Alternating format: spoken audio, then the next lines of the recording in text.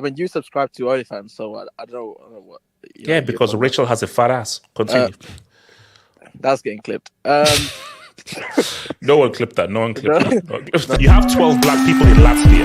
If you're an orphan, you're starving.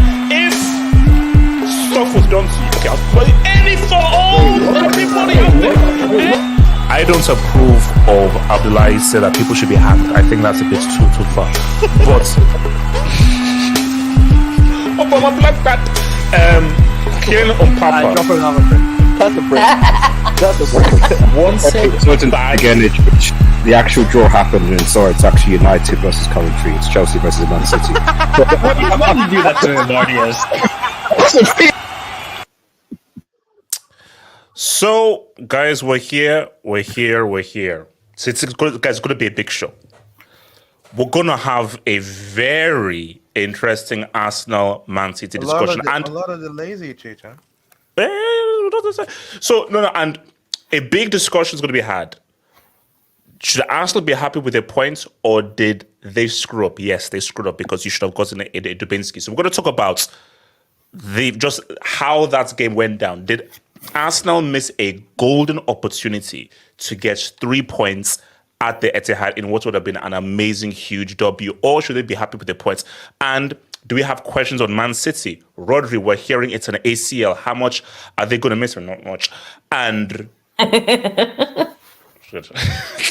God, don't do that. And also, what are we saying about your boy? What are we saying about your boy Savio and Savinho? Is Savinho really that dude? So all that stuff, or breakdown of Arsenal and City. We're going to be talking the Milan derby. AC Milan get the Dubinsky, and could Pulisic lead America to glory? And is Pulisic really?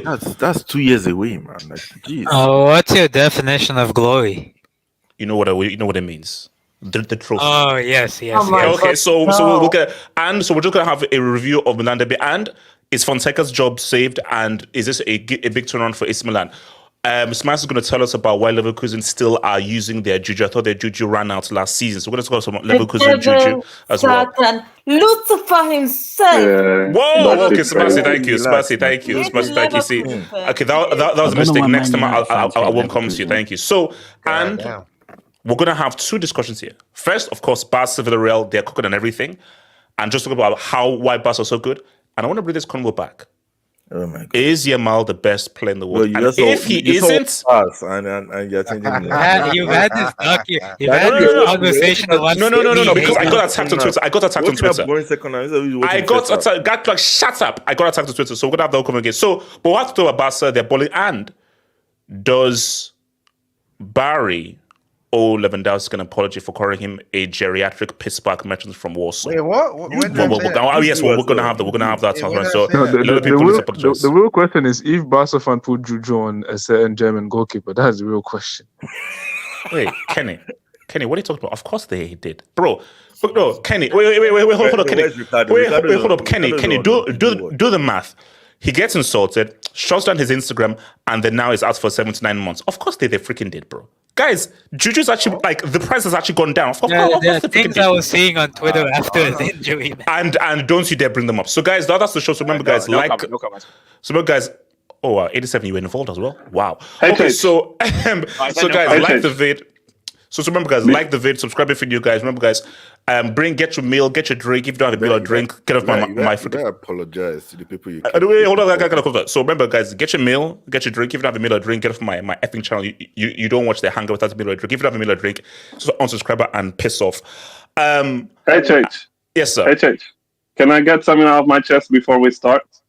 Not yet, but let me just do the intro then, and then you can get all those. Okay, after the intro, because it's unrelated to football. Yeah. Okay, so it better be PG. Like the video, guys. Subscribe if you're new, and please, if there's anything you wish to add to the show, feel free to send in a Dubinsky. Guys, your Dubinskis and your super chats help to keep this channel growing, and I thank you for your support, because your super chats and dubs really help to support this channel. Remember, those dubs go towards helping the world as well as Vanessa Blue and Amara Dimes OnlyFans. So let's now get to our first thing right now. So, Betsy, you say you have something to tell the congregation. Yeah. What is this? Yeah. Let me put my camera on. Oh God. Yeah. Come. Yeah, please. Yeah. Are you wearing Put me in focus. a shower cap? Yeah. I just washed my hair and all the cream and so on. Can you put me center stage? Let me just say this. Yeah. Let me focus myself properly. Yeah. Don Sibster, you punk ass bitch. Whoa. Yeah. This guy, I was giving my opinion on Twitter on your page, and this guy comes up with the shut the fuck up and blah blah blah, and I told him, look, don't disrespect me. I'm not disrespecting anyone. I'm here just talking football. And this guy comes with, I will say what I want. By the way, shut the fuck up, you punk ass bitch. Fuck you. Fuck everyone that's associated with you, and that's all. Yeah. Yes. Jeez, that's what I want to see. Real beef. Kenny, we have 2 wars right now, and we're gonna try and promote peace. But here's as well. Say, guys, see, and Betsy, I should have actually told you this on Twitter. Don't engage with anyone on social media. Don't, because you don't understand. Like, a lot of people say stuff that they'll never say to your face. So my thing though is that you are wasting your time saying this stuff, because a lot of these guys are cowards who will always say this stuff that and will never say it to your face. So whenever someone just says something slick, I'm like, I could just mute you and block you. And the beauty of blocking, which, thank you, Jack, not that bum-ass musketeer, is these guys don't know that you've muted them. So there's some guys who still don't know they're muted, and they're still tweeting at me all this crap. And bro, I've muted you. So that's the thing. Whenever someone bothers you, just mute them. In the street, that's a different thing, man. So guys, before I go to Money Mason and Betsy, who will obviously lead this discussion, this is where I'm at with it, and then I'll go to Money Mason and then Betsy. Arsenal lost out on 2 points. That's just a fact. Because see, context is key. If you had given me a point away at City, of course I'd take it. That's great. Cool. In the concept of the game, they were literally seconds away from getting 3 points. Because for large parts of that game, City will not break it down Arsenal. So if I am Pep, I am happier. I'm not happy because if I'm Pep, no, you should have won. So for City, you messed up. Down 45 plus minutes, and you were playing with one man up, and you are 14 in a row winner. What the heck? We would have won that game. So if you're City, you definitely lost out on 2 points, but you're like, bro, it could have been worse. Because imagine if you had lost. So the key thing is that, yes, you got a point, but for Pep, we restricted them from 3 points, which would have been very tricky. If you're Arsenal, you have to be angry. The only positive Arsenal can take from this is how well they were able to restrict City defensively. So you're like, okay, you know what? We can acquit ourselves. We learned up very well against these guys defensively, but you have to close out the game. And for Arsenal, they have to be way more disappointed. You cannot be happy with the points. Based on how that game was going, you can't be happy with the point. So, and I'm sure Mason and Betsy will say this, and I've thought about it more. Trossard, you're an effing moron. You're an effing moron. Because, guys, yes, he played more minutes, he did more stuff. Michael Oliver is Lucifer, he drinks in hell. We can all say all that stuff. At the end of the day, Trossard, why did you put yourself in that position? Who cares whether it's 10 more minutes added on? Why did you put yourself in that position? I don't blame Arteta for that. I blame Trossard. For Trossard, that was just stupid. I promise you, Arteta did not say to Trossard that, you know what, keep going hard. It is unspoken that use your brain. You're up 2-1 away from home. You're up 2-1 and Rodri had just gone off. Keep it cool. There was no reason to make that challenge. No reason at all. I feel it was still a harsh yellow, but forget what I think. Don't even give the referee a decision like that to make. So for Trossard, you are a moron and you're stupid for doing that. We're in September. It's too early to know how this will shape the whole table. But if you look at the past 2 seasons and look at how close it was, an Arsenal victory would have been pivotal. Now, I'm not saying that an Arsenal victory would have changed everything because still it's a long way to go and it's about consistency. But if Arsenal had won this game, it would have been a key moment in the season. Not decisive, but I think it would have been a key moment in the season. Remember, but this was different though. This was January. I think it was the 18-19 season, Leroy Sané winner against City and Liverpool. That was pivotal. That was huge. So these games, because these teams are so close together and there's like 1, 2, 3 points between them, it's huge. Look, I've already said my thing. Money miss. The game has happened. Overall thoughts, man. I'm annoyed. You should be. The thing, it's annoying because at 45 minutes when we were 2-1 up, we had them rattled. Pep was kicking his chair. I've never seen Pep kick his chair, by the way. Like, I've seen him drink water and look nervous. He was rattled for the entire first half. Like, people were expecting Arsenal to come there, Lucifer, 10 men behind the ball. We did what Inter Milan did midweek, but we added goals to it as well. We were playing better than Man City. And the problem with Trossard's situation is that it is a yellow. However, the problem is that when you add the context of what happened in the game, it's again another decision where the referee has screwed up. Doku kicked the ball away earlier on in the half, doesn't get a yellow, but Trossard gets a yellow. That's the second time that's happened this season. Pedro kicks the ball away, no yellow. Rice kicks the ball, yellow. Doku kicks the ball away, no yellow. Trossard kicks the ball away, yellow. You can say as much as you want, oh, don't put the referee in a position to do this. But how many times does it have to happen to the opposition player that they don't get the warning, they don't get the yellow, but an Arsenal player gets that yellow? That's the only reason. No, but that may be true. Cool. But at the end of the day, fine. Unlucky, what did you do? You do you. You make sure that you are disciplined. Because if you're disciplined, that's fine. Okay, you could be like, what are they talking about? Fine. But if you are disciplined, you keep it 11. Because your focus is it's 11v11. No, but worst of all is that last season, remember the game when Arsenal played against City at the Emirates? And Kovacic made those challenges, and everyone said Kovacic should have been sent off. The referee's comments after that game, do you know what his comments were? I don't like to send off players in games like this. I don't want to ruin the spectacle. Therefore, I give out warnings and I set the tone for the match. So you do that's the problem. You do one thing in one place and one thing in another place. It was the same ref too. It was the same ref. It's the same ref. It's the ref. How can the referee who gets paid by Man City ref a Man City match?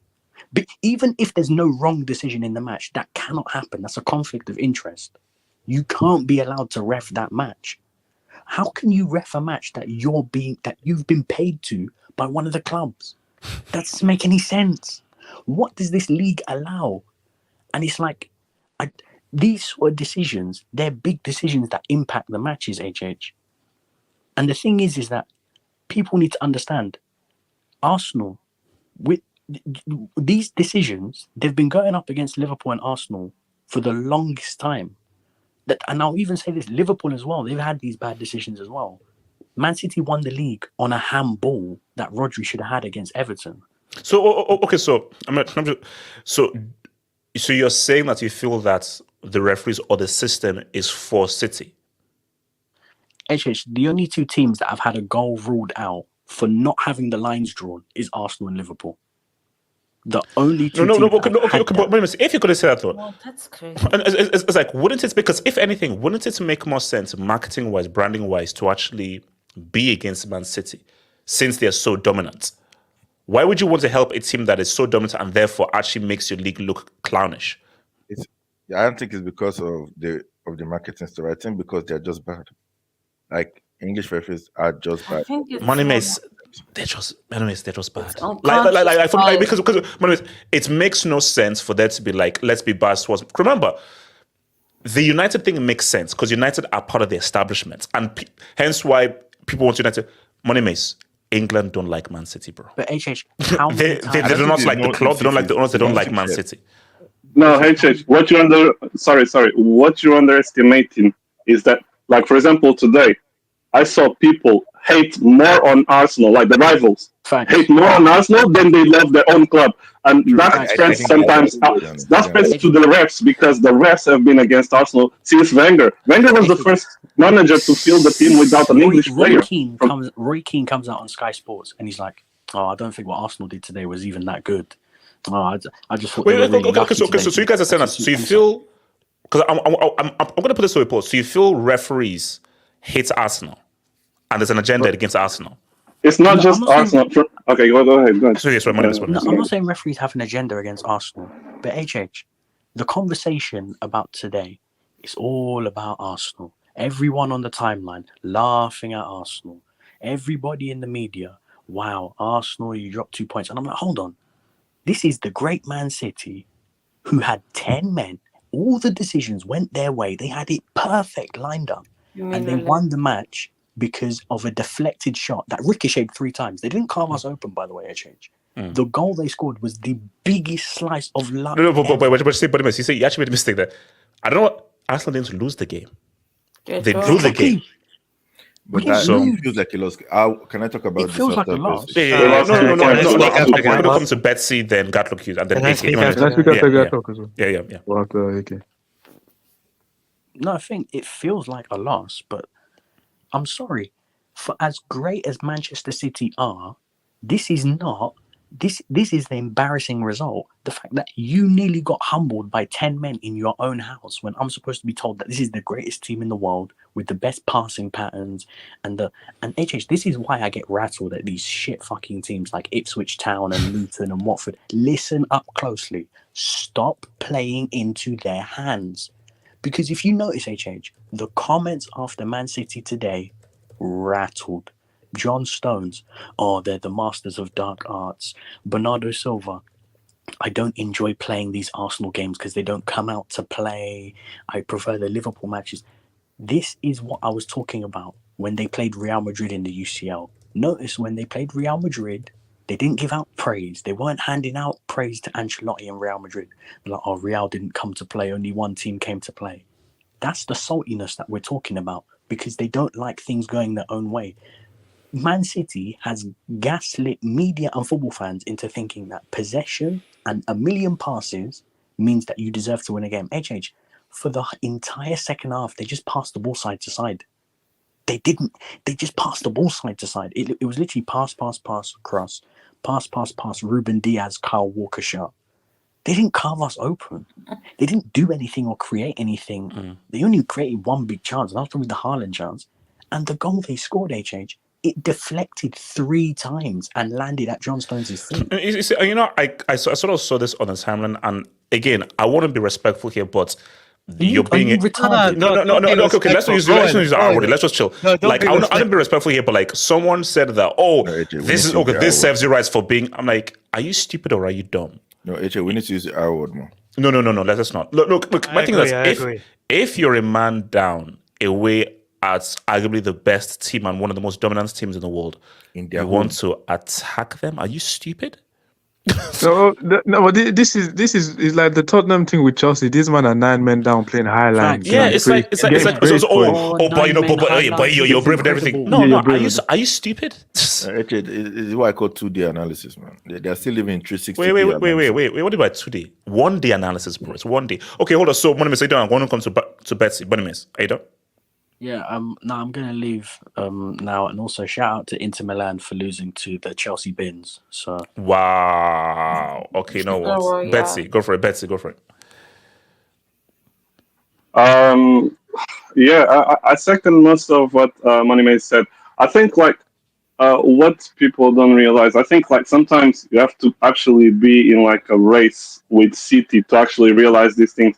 It's like they get the marginal decisions that we don't really give much importance to. They get them swung their way, and the accumulation of that ends up swinging their way at the end of the season. Like there's many decisions that like Liverpool weren't getting that City were getting when they were in the title race with them, and now it's the same with Arsenal. And yeah, on the game itself, what can I say? The red cards, I said it already. It's stupid from Trossard, but again, yeah, it's what Moneymaze was saying. Michael Oliver is the same guy that didn't send off Kovacic at the Emirates last season because we want to keep 11 men on the pitch. We don't want to overreact. That's what they told us last season. So yeah, we expect that already. This season, Arsenal has been the only team that has had players sent off for that same reason. I saw Chobozlai against Nottingham Forest kicking the ball after the whistle had gone, and he stayed on the pitch. It was on a yellow already. And like, yeah, at the end of the day, I think either we accept it and we try to fight the system, or at some point we're just gonna get bored of watching football. If it looks, even if it's not rigged, but it looks like it is, then what's the point? Yeah, and on the game itself. Go from.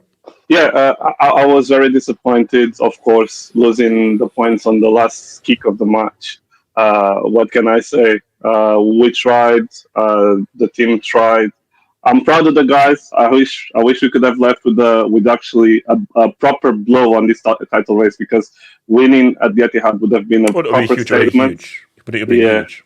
But at the moment, it looks like if I'm looking at the last few games that we've had against City, we haven't lost to them in 4 games. It looks like we kind of have their number. It's just that we just need a little bit more luck, and we're gonna proper have their number. Gatlock, talk to me. This game was entertaining first half. You say the second half I was only partially watching it because at that time the Villarreal Barca game had already started. I will talk on that one because that one was actually more interesting. Yeah. Compared to the second half of this. The sending off, we would have had a really good game, but the sending off ruined everything. The first half was cool. So do you think there's an agenda against Arsenal? Do you think there has been agenda against Arsenal this season in terms of calls? Maybe not this season, but I have seen repeated calls against either them or Liverpool sometimes. And it is a bit glaring, but it does happen to other teams. But these guys are like the known ones that it happens to them. I think the worst is Liverpool. The fact that they had to come and apologize to them about that goal. That was crazy. That was crazy, yeah. But as for us now, they did well in this game. They did. They did what they had to do after that sending off. Trossard, it's actually shocking it happened to him. I didn't think he was that kind of player that is kind of stupid. But yeah, that was a bad move on him. But I wouldn't have given a yellow card for that in the context of this kind of game. Because we've seen games like maybe like the Milan Derby or Classicos, or even previous Liverpool versus City, where you have the two top teams playing and you just use common sense. Yeah, it's like we say common sense, but it's really not common with this referees, if we're being honest. Common sense it's common, bro. It's not common with them, and it's always Michael Oliver. I remember the time when he sent Dallo for 2 yellow cards with the same instance, and we're just looking at this guy and what Moneymaze just said about him, saying he doesn't want to send guys off in the high.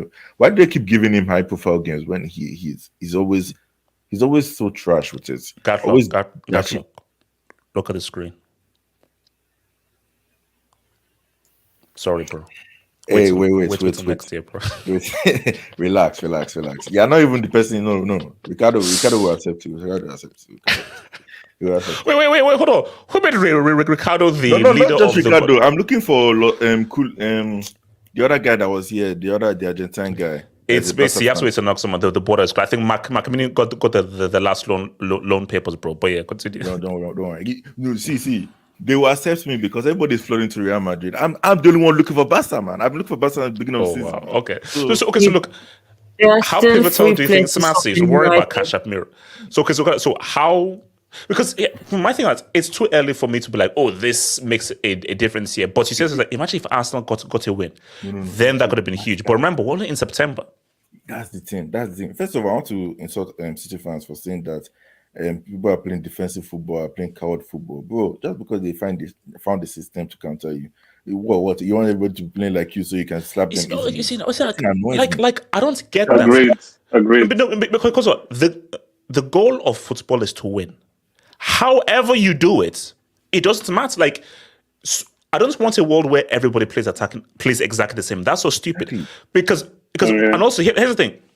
Do you know what this game reminded me of? It reminded me of the 2010 second like Inter and Barca. Yeah. There is a way to always beat Pep.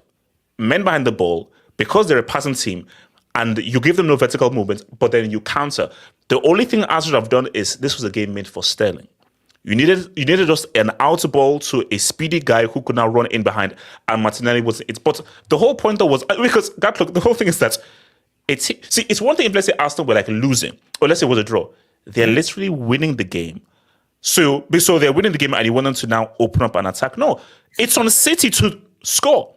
So you can't say, oh, you're just being cowards because you're defending your 1-goal lead. Exactly. I want to know about Inter, and I'm like, no, you guys have almost gotten touched multiple times. But here's the thing about the whole game. I understand why City fans are celebrating. Honestly, they do have a right to, because let's be honest, at 87, when I saw the clock at 80 something minutes, and I was like, bro, this game is 2-1, and Arsenal away. And I was looking at this game, I was like, bro, they were just kept on trying to hoof the ball to Haaland to head the ball. I'm like, and they were just passing. I'm like, you guys don't know how to shoot from outside. No, because you have to understand, it's like City are not celebrating a point. They're celebrating not giving Arsenal 3 points. No, it's not just that's that. the celebration. Yeah. Exactly. No, I understand why they are. They have a, because here's the thing. I'm seeing this game as, let's say City got the 2-2 at 78 minutes, and then Arsenal now saw the game out. It is what it is. I think Arsenal would even be the happier team. City will be disappointed. It's when the goal came. It's when the goal came. It's when the goal came. The psychological blow of when the goal came. Yeah. Because, bro, Arsenal would have looked at it as we've worked hard. I thought this game was over. And I was because I think, Gaffer, you're completely right. Psychologically, it's a dub for City and it's a blow to Arsenal. Yeah. Like, because of how good Arsenal were defensively and just how they just... Actually, City...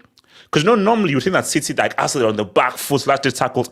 How many saves did Raya have to make? How many last-ditch tackles did Arsenal have to make? He did make some. No, as in, like, good saves, but how much did Arsenal have? Were they really on the back foot? City not cutting them up the way that I think they should have. No. Like right. the saves Raya made is the save you expect an Arsenal goalkeeper to kind of make, level goalkeeper to make. And I was just looking at this game like, man, City were very near losing, but this is the reason why I felt like this was a psychological blow against Arsenal, because they would have thought if they won this game, because ever since the beginning of the season, I always felt City would win this. I was already singing 5 in a row. If Arsenal won this game, they go ahead of City. I know it's September, but that's a psychological boost, because the second game is at Arsenal's home, where they've beaten already before, like last season. So I'm just looking at this in that psychological way where it's like, bro, if they hung on and they just won this game, that would have been a boost to Arsenal and to have been a moral decline for City. But that draw, I still like City will probably still win. But if Arsenal won this game with the conditions they had, that could have made me look at Arsenal differently. Oh yeah, for sure. Can I speak? Can I go? Just before you go, sorry. Let me just. So the two things I take away as well from this game that I didn't mention in my analysis is one, which maybe many people are not looking at. It's been 5 games, and four of the teams that we've played are like top 8-ish teams. We've played Villa away, we've played Spurs away, and we've played City away. And we've played Brighton, who seem to be very good this season. We played them at home. and at the moment we've come out unscathed. So I think that could play out properly at the end of the season. And right now, finally, we're gonna go through an easier run of games. We're gonna get the Leicesters and all these teams. So yeah, that's important for us. And what I was saying on Twitter that bitch ass Don Seepster was like trying to cuss me. I said that Arsenal and City, it seems to be a proper, not trophy wise, because we don't have the trophies to back it up, but in terms of rivalry, I see the City players they get really, if they lost today, their minds would have been gone. And it's like with Liverpool, it was more like friendly, dovey, Klopp, Pep, we love each other, blah blah blah. That's what I was saying. And today you could see like Haaland. I think it's because Pep knows Arteta. Yeah, I think it's deeper than that, because I think like even you just look at the thing from the players, like I think I get where Betsy's saying is like obviously the fact that Liverpool got out one win, you can then say okay, at least it's somewhat of like a rivalry here. But the thing about this though is that just look at when they equalized. Why did Haaland? But do you know what I think set it off? Smacked the ball on. Yeah. But look at what he did after the kickoff. He ran straight to, I think it was Havertz and everything. But you know what set things off? Havertz on Rodri. I think Arsenal, like, because they were so close to winning, I think for Arsenal, they're like, no, we really want to win it. So I think that Rodri thing has now set. If that Rodri thing did happen, we're fine. Because of what that Rodri thing happened, City now feel, okay. So I think it has kicked off from that Rodri injury. No, but there was no animosity. But bro, those games before, there was no animosity. Last year, there was. Not like this. The Bayern pushed Arteta 2 seasons ago. Rodri quotes. You know the Rodri quotes. Yeah, come on. Rodri's always cussing us and everything. Bernardo, that bum Rodri talking about Morocco winning on penalties, like, we dominate. Shut the fuck up, man. Sorry, can I just say? I don't know why. Can I speak on this, H? Yeah, can I go? Okay, so hold on. Let me quickly get a quick debate, then I'll come to AK, Kenny, and then I'll come to you, RDS. So, shout out to Talent FC, who says, Englishman HH watched 90 minutes of City versus Arsenal as an EPL merchant but will claim to have watched the Barca game when he just saw clips on Twitter. Talent FC, no, I didn't. Talent FC, you don't know me, bro. Okay, you don't know me, bro. Just worry about your English talent and everything, bro. Talent, Bombers FC, Connor G, 2 open play goals. That is true. Wait, he scored again? Yeah, he scored. I think they scored. Again. It's cooking, man. It's cooking. Okay, wait. Can I just respond to English Channel FC? Okay, wait, but AK Gatlock Barry will say La Ligue ass is so hard when Dobovic and Aspas score. Mbappe is shite and chose France to start part a World Cup total. Can I just respond? Number one, English Talent FC. Wait, English Talent FC.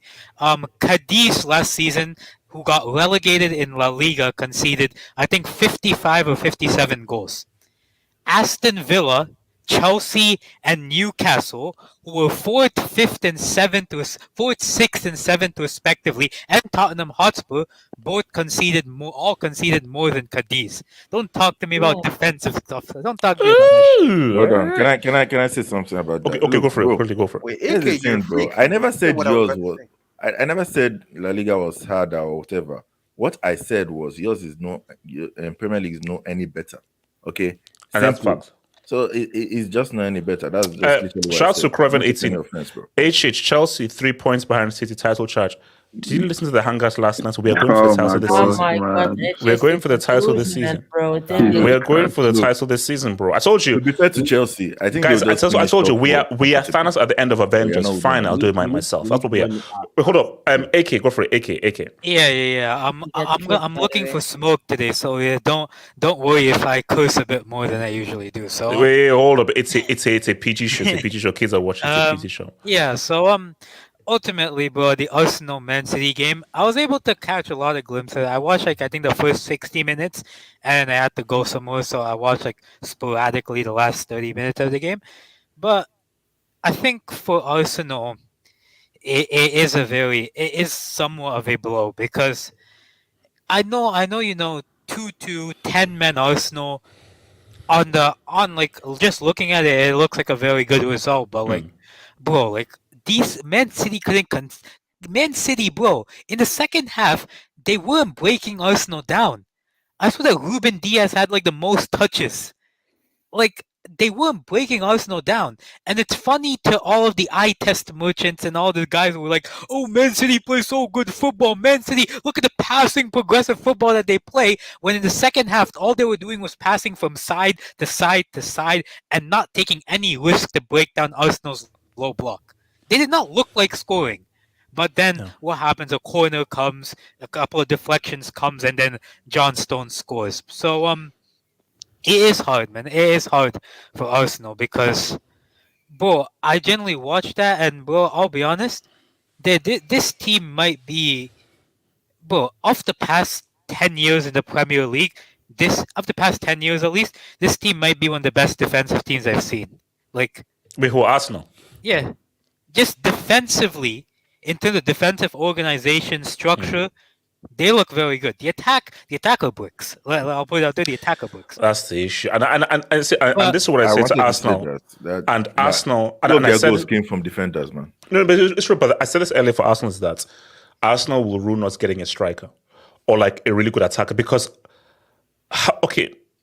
Let me ask you this: then, since you're in the yes. Do you credit Havertz in this game? No. Havertz, like, nah. I mean, the guy. If this matters, the guy did run and press a lot. But what else did he do? Like, he didn't offer anything quality wise. He had the most clearances after Saliba, by the way. No, but the thing is, if you're looking at these games, no, but we were defending the whole half. No, that's important. Hold on. Betsy. Yeah. My thing though is that, especially in a game like this, what you need from that frontman is hold the ball up. No, yeah, that's true. Compress pressure and everything like that. Because the ball goes up, hold it up, and just trying to win fouls. Like he did it a few times, but he remember Drogba or those guys where. Something to stick. You just need something that just sticks up front, and that's just in him. That's the issue. I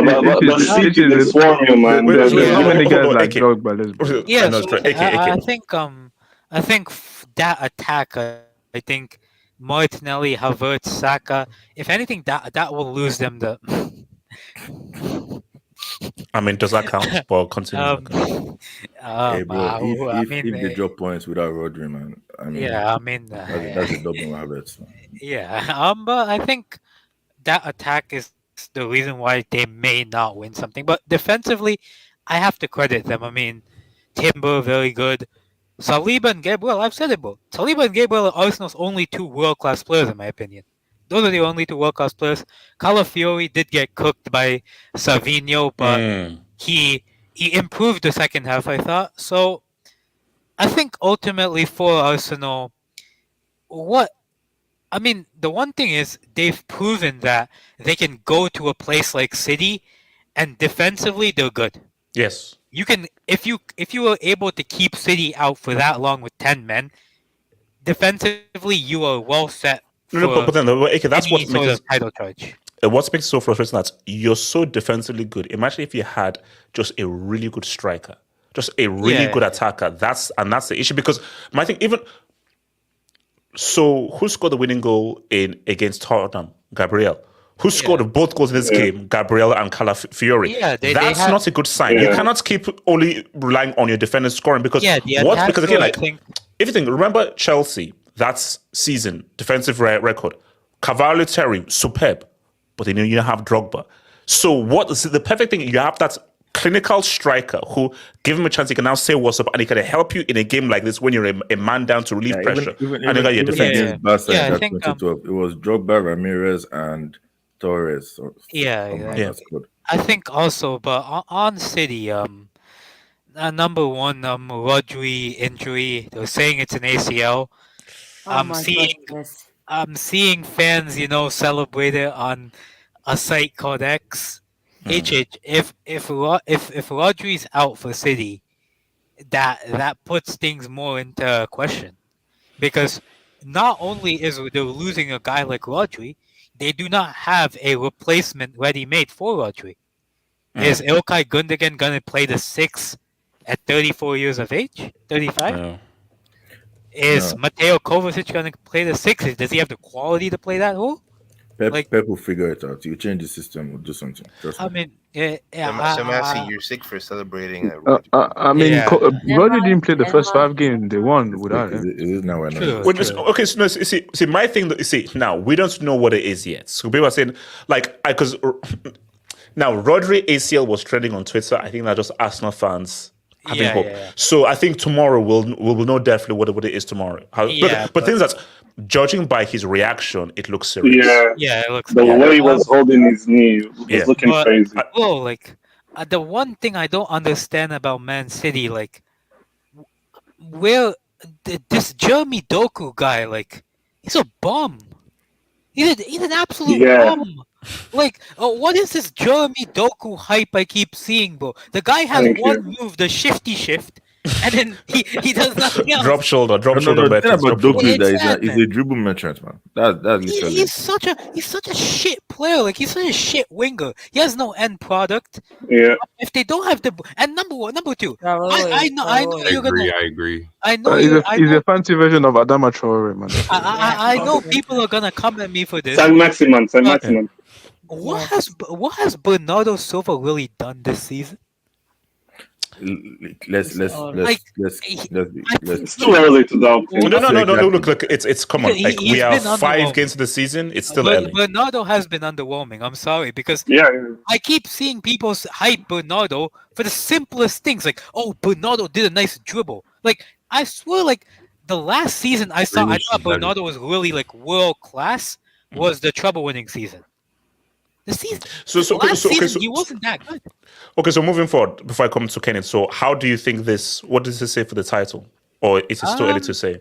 It's too early to say, because I need to see how City go from the Rodri injury. Because if City are able to fix that, they will win. If they don't, we might see, like, because remember, like, even last season, bro, they lost. The only games they lost was the games that Rodri wasn't playing. So that makes it a lot more interesting if they're not able to replace Rodri. Kenny, talk to me, man. They will replace Rodri. They're supposed to next up, St. James's Park. Oh, wow. Kenny. Next up for them. Yeah, on the game, I think, like people said, I think the red card ruined the game, but. Yeah, it's a silly. For me, the thing is not. The thing is that I get as a referee, you're trying to apply the new rules or whatever. For me, I have more issue with the rule in itself, more than like and the thing is that, let's be real, as a referee, you're not even going to see all the attempts of guys trying to waste time. So for me, the rule itself has an issue, and it's like, for example, the one today, like, most players do it. For me, it would be better if you, like, give him a warning the first time. If he does it a second time, then give him that second yellow. I'm not giving, like, because and like people say, like, you're gonna miss some. The thing is that every time you miss some now, there's gonna be that polemic every time now. Because if you give a yellow for one, people are gonna be like, oh, but this one you missed it, you didn't give this one, you didn't give this one. So I'm like, instead of giving yellow every time, at least give guys a warning. And then if he does it a second time, cool, then you can give him a yellow. I think that would be a bit better.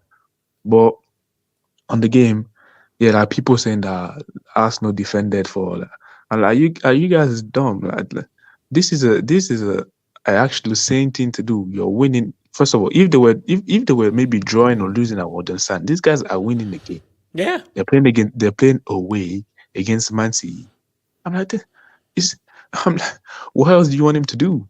Like, and he's playing away. It's like, when you're winning, you're defending the lead, so that there's no need for him to attack. It's funny that more people are blaming Arsenal for playing defensively than Man City for not being able to penetrate. Yes, actually, shouldn't be the more blame in, like, you have the man up. Forget that you have the extra man. When I'm seeing that you have 10 attempts, and like 2/3 of these attempts are from defenders in Guardiola and Ruben Dias. I'm seeing Ruben Dias shooting on the edge of the box on his weak foot. I'm like, what's going on? Yeah. And people are not saying anything. We have to have a Kyle Walker cookout, because we have to have a Kyle Walker discussion, bro. Yeah. That guy's so overrated, man. That guy's a football has left him. Wait, hold on. Kenny. Yeah, but on the Kyle Walker thing, already the first goal, is blaming the ref. I'm like, the ref gave you plenty time to pull yourself back into position, so I'm not blaming no ref on that. And the second goal, and that's Man City in general, because I'm like, there's the first corner where Gabriel gets in the same position. You're lucky he puts it over the ball. You get the first one in, and then I'm like, this guy is like the best header of the ball. Why don't you put your best defender on him? Why are you putting Kyle Walker? Kyle Walker's a bomb. But I'm like, Kyle Walker is not doing anything to Gabriel. And also if you saw, like, Walker seemed to have him, and then Thingy just sped past. I'm like, bro, you literally had him.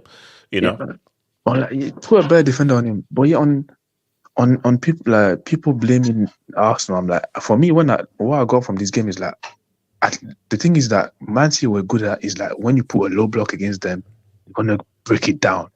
And what I saw today is like, there's a lack of, like, nothing happened. I'm like, that's what City is known for usually. Is like, you put a low block against them, they're gonna find a way to create chances. And I'm like, today they didn't do anything. I was seeing them doing bare crosses. I'm like, who are you crossing it to? They have 3 centre backs. You have Saliba, Gabriel there, even Ben White, and you're trying to cross it. Who's going to win headers? I'm like, I don't think I've seen it, like, Man City struggle so much to create like a proper chance. Because even against Inter Milan, they still created chances. I'm like, that second half there is like, that was painful to watch.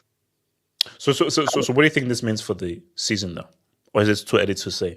No, I think it's too early to say. I think that if Arsenal would have won, I think that would have been big. Yeah. Because I'm like, if I'm City, I'm like, yo, these guys, they got 10 men down for 45 minutes and we still couldn't beat them. I think that could have been a big boost for Arsenal. But I think you sort of, like, the reaction. I think you can still twist it in a good way. Like, yo, we're 10 men and we still defend. I think that Arteta can spin it in a good way. But I think that now that is a draw, is like, cool. Like, I don't think it changes anything for both. Arias, talk to me, man. Arias? Red Devil? Studio? Sorry, give me 1 minute. Okay, Barry, go for it. Yeah, what was the question? Sorry. So basically, just thoughts on Arsenal City and what you think what it means for the title. Okay. Race. All right. Yeah, obviously very unfortunate for Arsenal, because as you said before, if you take off the context, the results, it's not too bad for Arsenal. But when you look at what happened, you were just a couple seconds away from getting an improbable win at the Etihad. So it's sad for them, but I think psychologically, here's the thing. They have to play City one more time, but it's at home. And Arsenal, last season, they had success against them. So that's why I wouldn't feel too bad. Obviously, you feel bad today because obviously you could have had the 3 points. But in the big picture, continue to do what you've been doing. Obviously, it was an unfortunate case against Brighton, the Declan Rice red card, and today. But in the long run, just keep doing what you do, and then you'll face them again because they're your main competitors. Yeah. Even though there's Chelsea, they're looking good. All right, we're ready, man. We're ready, man. We're ready. I don't know. Samasi. Thank you. I don't know if you'll be able to keep up with them in the long run. So, but we'll see, man. We'll see. 87. Yeah, Arsenal, man. It's really unfortunate, as you guys were saying. They were so close to getting a result here, and they just messed out. And Arsenal still are unbeaten in top 6 games. It was pretty impressive. That's really impressive. 2 seasons in a row they haven't lost the Etihad. Like, I don't know any other top 6 team has been able to do that recent years. So, do you think Arsenal's closing the gap to Man City and showing that they're improving? 100%. No. I mean, you see, I need something tangible.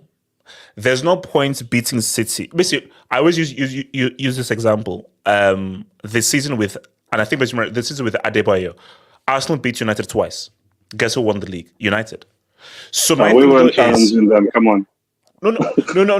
But my thing though is that there's no point in doing well against City, acquitting yourself if it doesn't come with a trophy. This is a league season. So if I ask an Arsenal fan, what would you rather do? Beat City twice and lose the title, or lose to City twice and win the title? All that matters is the trophy. Because these games, yes, they do matter, but this is a 38-game season. It's how well you do over 38 games. So you can still lose to City twice and still win the league. So 100%, they are closing the gap on City. But all that matters is at the end of this season, are you Premier League champions? That's all that matters. Yeah, Arsenal's Arsenal definitely closing the gap in that sense. But yeah, they need to win something. They need to win a trophy because it's 3 years in a row be bad. Second place finishes. Yeah. So well, I'm back in my team. So quickly, one more thing on Arsenal. The thing that I worry about for me is the attack, and especially with Odegaard getting injured. I'm like, if Saka is not having like good days, I'm like there's a lack of like a difference maker, like a guy that can get you a goal off a bar or anything. I feel like they miss and I think you can say others, but for me, it's that you need a a proper left winger, maybe like a guy that can create you a goal or something like that. I feel like they're missing that. Especially with that's why we wanted Nico Williams. So, hold on, Ardias, talk to me, Ardias. Yeah, I'll just be quick. Sorry, I'm just in the middle of work, so to speak. So it's just anyway, put that to one side. So just on this game, just quickly to one side. Well, let's go. Artists. It's not. Trust me, it's not patience. It's something completely different. So, but anyway, it's fine. As far as this game's concerned, to be honest, I actually have a lot of I know it was essentially Haram ball for the last 50 minutes, but in fairness to Arsenal, I think people forget that they were away in the Champions League. They did have one less day to prepare, and they're down to 10 men for 55 minutes. So to be honest, if this happened at the Emirates and the reverse happened and it was City that was down to 10 men, do all this, like people would be celebrating them, saying, "Look at resilience, blah blah," and they would be criticizing Arsenal and saying, "Why the hell were you not able to take advantage of beating?" The only reason why we're not doing this is because of Man City's dominance, or Pep Guardiola's dominance. That's all. If there was any other team, they'd be criticizing the home team, going, "You should have put this team to bed and scored some goals." So in that respect, I think you have to give Arsenal credit in that respect, because like I said, the onus was on City to win the game when you had your UCL game was at home. You've had an extra day to prepare, and you're playing against them men. And quite frankly, for most of that second half, even though Arsenal parked the bus, City was still were awful. The passing around, even the passing that they're doing, like it wasn't. There was no verticalness. It wasn't purposeful to it. They were awful. But obviously, Stones came on. He got the equalizer. Happy days is fair enough. The incident itself, I don't know. My only query about the whole thing was whether Trossard actually heard the whistle that was blown. So was the whistle blown, when he kicked or something like that? That was my only thing, because it wasn't clear from when I watched the video whether he blew after Trossard had kicked the ball, or whether it was clear that Trossard had heard the whistle before he kicked it. That's why I think that with that type of thing, you need to at least give a duration of time. But the referee blows the whistle, and maybe it's 10, 20 seconds, and then the player kicks it, and that's fair enough. Although these incidents, at least in my opinion, are why I think that I like the idea of I know people hate it, but the idea of an orange card in quotes, so because that's the type of incident where I feel like it's harsh to send the player off, but if you sin bin the guy for 10 minutes or whatever for wasting time, etc., he's probably not going to be doing that again. And the team is down to 10 men, so they get punished, but the whole team isn't completely punished, because that for me, in no universe should warrant the person leaving the field or having a red card, unless they've done it multiple times. So that's for me is an argument for an orange card. But putting that to one side, just regarding the title transfer, about again, as people already said on this panel, it's early days. I did say at the beginning of the season that I will still have question marks over the squad depth of Arsenal, especially regarding up top as to whether that would be an issue. I think defensively, I think they're fine. I don't think there's going to be any concerns, and I think ultimately that's probably why, at the very least, I know they're going to finish in the top 4, maybe in the top 3, because defensively they're solid. They're not going to lose any games, and they're not going to concede many goals. So from that point, that's why I think they'll challenge. Because to be honest, challenging for a title, yes, you need to score, but you need to have a good defense. Those are the ones that tend to challenge. But yes, they do need a striker, and I do think that maybe if they are, let's say, within 6-7 points of City by January, and they can maybe go in the January transfer window and find a striker or at least someone on loan, that might be quite useful for Arsenal sort of going forward. But yeah, I know English refs would. Yeah, I mean English refs, that's not. They're not good, man. It's just they're not good. They're not good. We know that, but it's not good. So, in summary, yeah, it's Okay. it's So I put out a poll. So I said, so have refs been biased against Arsenal? So 17% of you said not sure. 36% hell yes, they're biased. 47% nope, refs are just bum ass bricks. Yeah, I think it's unconscious bias. They don't think that a City player is foul because they're a great team. That's why. Oh, Yeah, I agree. Could That's be, yeah. why Rodri gets away It's with a, it. it's a Rodri has coping a mechanism. good reputation, HH, and that's why he gets away with fouls. It's unconscious. Yeah, I agree. So okay, so let's move. So AK, is your mic working there, AK? Yes, hello, how are you doing? AK, they're saying that forget Trump, forget Kamala, forget Bill Clinton, forget Obama. Pulisic should be the next US president. So looking at that political and everything, and just that Milan dub, do you think that, okay, Milan can... First of all, do you think this is a good starting point for Isman getting this dub, specifically for Pulisic, which was a great school? Is this America's next president? What do you do with Yeah, just one thing. Just one thing off topic. Arsenal, if you want to know how to win with 10 men, just check Marseille's win today against Lyon. I think I thought you're on loan. No, I couldn't Can you find have any. Marseille again? I couldn't find any tangible clubs, so I'm back. That's crazy. But continue though. Continue. We won't comment on that. Continue. But I think CHH Pulisic. I believe he has a better international career than Vinny. I believe he has a better international career than Phil Foden. So, this guy is talented. This guy is very... Wow. So the sick is talented. I think in 2026 it will be very hard. It will be very, very hard for But America. imagine if he does though. Do you know that? Yeah. He has to be put on the monuments. Because wait, are there 4 guys or 5 guys on that monument? There are 5 guys, aren't I there? think there are 5. I think there are 5. Yeah. Yeah, make space. I think space it's for 4 one. now. Bro, I Wait, don't. was it George Washington, Einstein, and who else? I Yeah, I think think it's Washington, Lincoln, Thomas Jefferson, and someone else. I don't know. Is that Bell? Isn't it Graham Bell? No. Go for it. The guy isn't even the president. Wait, isn't that the telephone dude? Yeah. Graham Bell. All right. Okay. Shout out to him. Yeah, but I think Pulisic, if he's able to, do anything with the US at the World Cup, bro, like he might. I think Trump might reward him with a cabinet seat. I don't know. Probably Ministry of Sport. That's if Trump. That's if Trump. Okay, but beyond that, so do you remember? So if Milan had losses, they say Fonseca would have been sacked.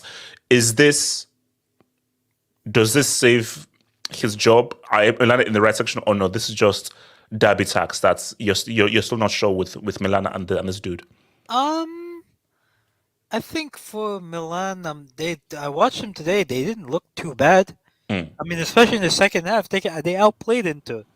But I want more from Leao though. Yeah. I mean, personally, bro, I've had a complete 180 on Leao because I watched that game against Liverpool and the things this guy was doing, you have to watch the game. The things this guy was doing, this guy was dribbling past 4 or 5 players and he passes it and that guy loses it.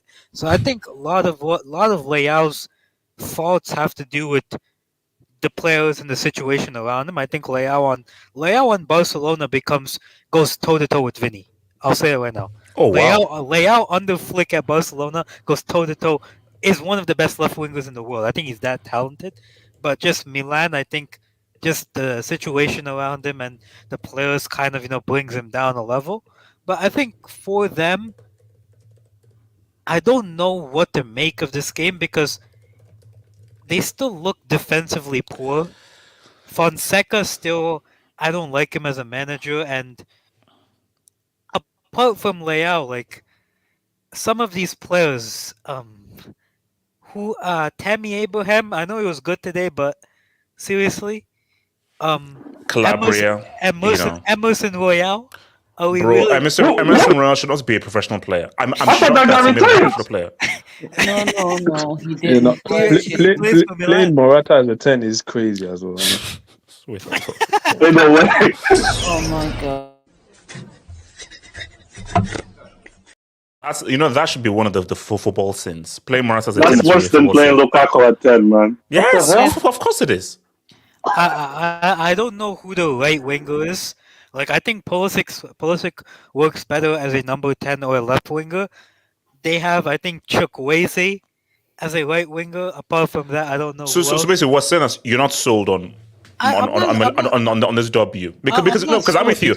Like, good win, huge win, but I'm not sold on this being a turnaround. And I think this makes the Serie A race open. So Yeah. I think for me, I said it before. I think Juve are my guys. I know they have had 3 draws, but I think once Juve get the attacking edge, I think they'll win the Serie A over Inter. But also, can you pull up Jack's comment, please? I remember this. Didn't he build himself like a gas tank or something and everything? Bro.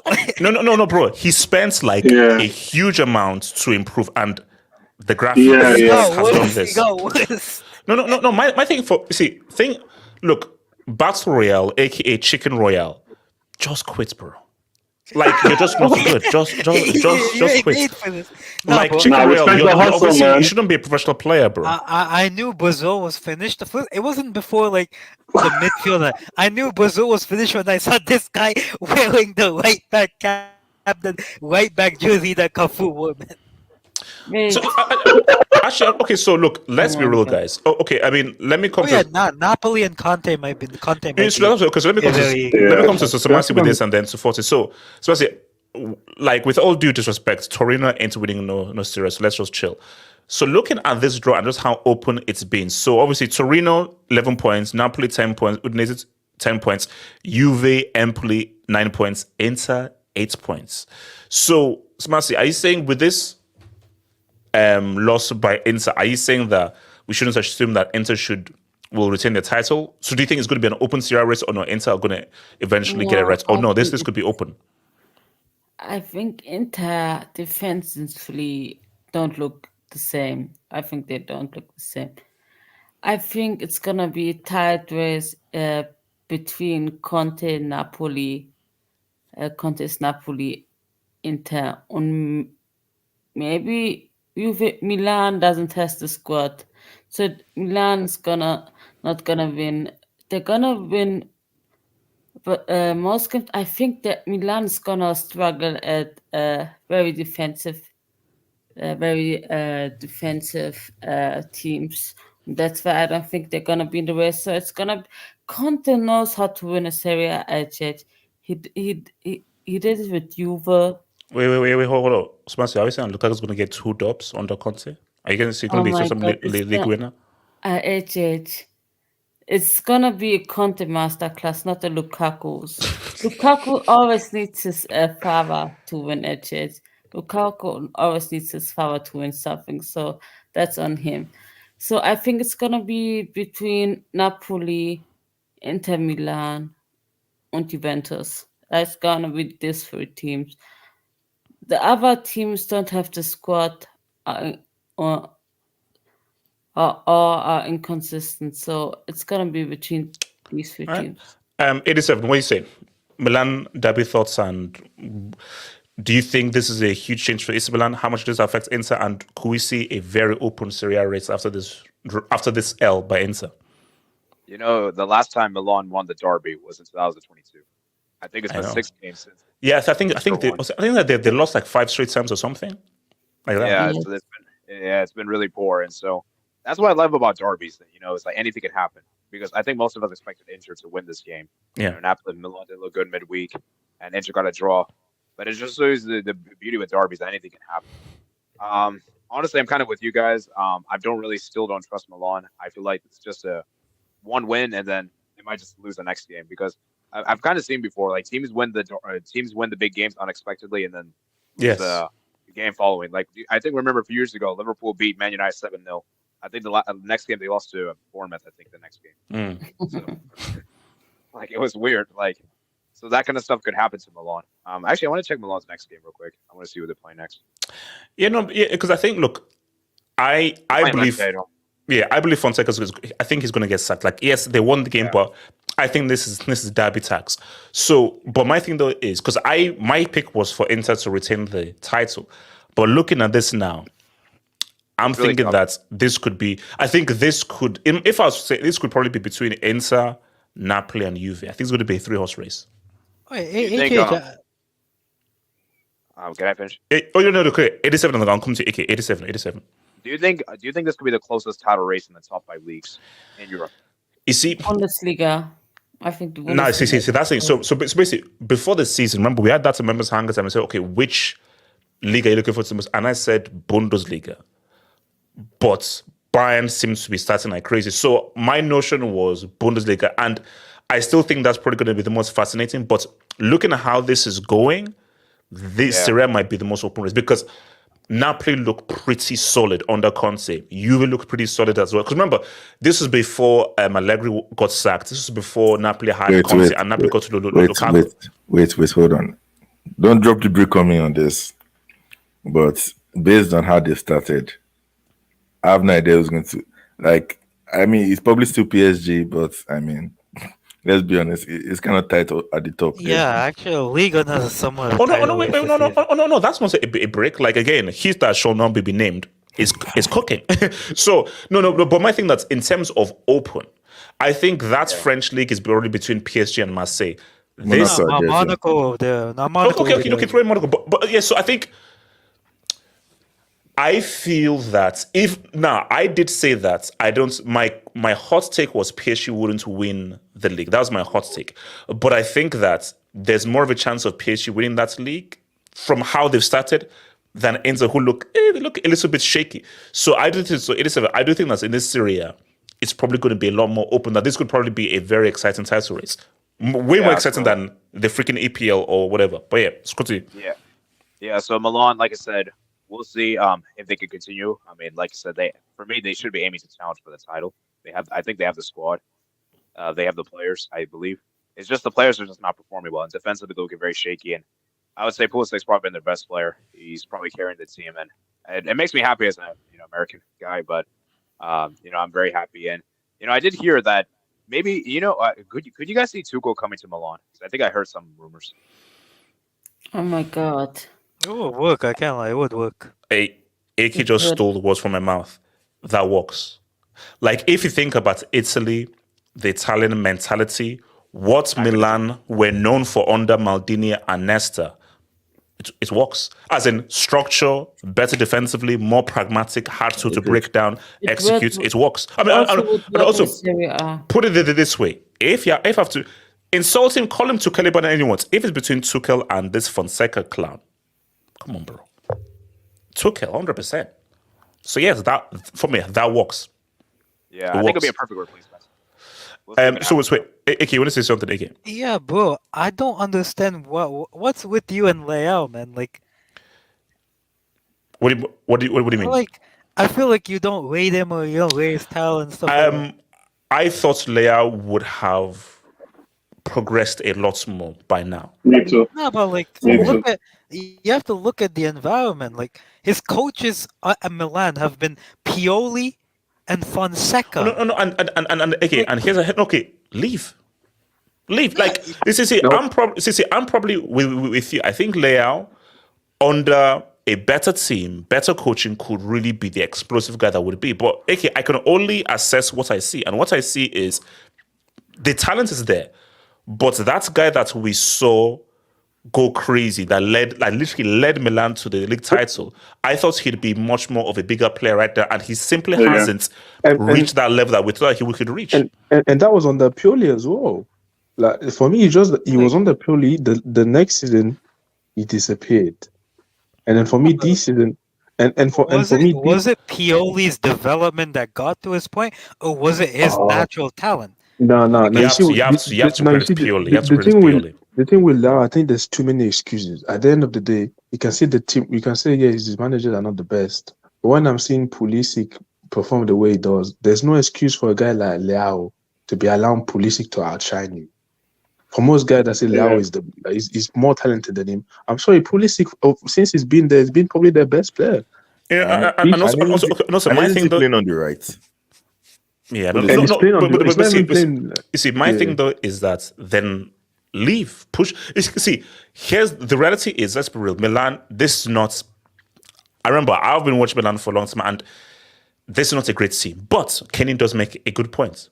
Pulisic has had moments still, even still with striker, because he's had moments. So if Pulisic is still able to back to back games, Pulisic has produced 2 great goals in back to back games.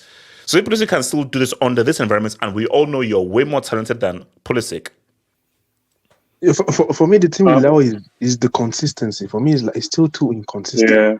Because I think that on his best day, I think he's better than Pulisic. But for me, I need consistency from Leao. Some games is like, cool, you're the best. And then the next game is just smiling for no reason out there, playing teeth. Yeah. I need more consistency from the guy. He's always smiling. Bessie, always say Bessie. Yeah, like a hyena, man. Yeah, this guy. Sorry.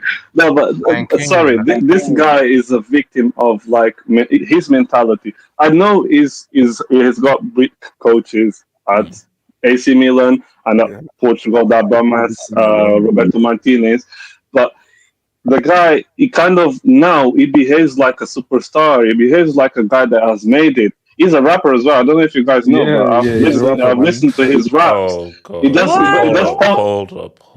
Yeah. He raps in Portuguese. Oh my God. Okay, here's the thing, guys. Now, no.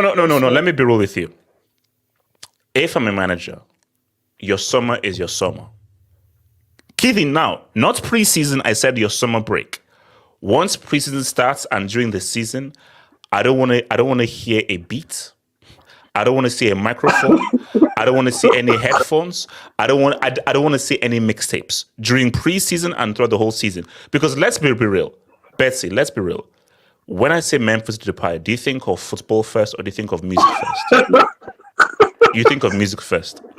No, he got some tunes. He got some rap tunes, man. Oh no. That's fine. Then go. Then go to Spotify. Don't talk about having a football career. Then go to Spotify. So basically, I didn't know, because my thing is that for Leao, it just feels as if because I know that you've got some Portuguese roots. It's like he hasn't.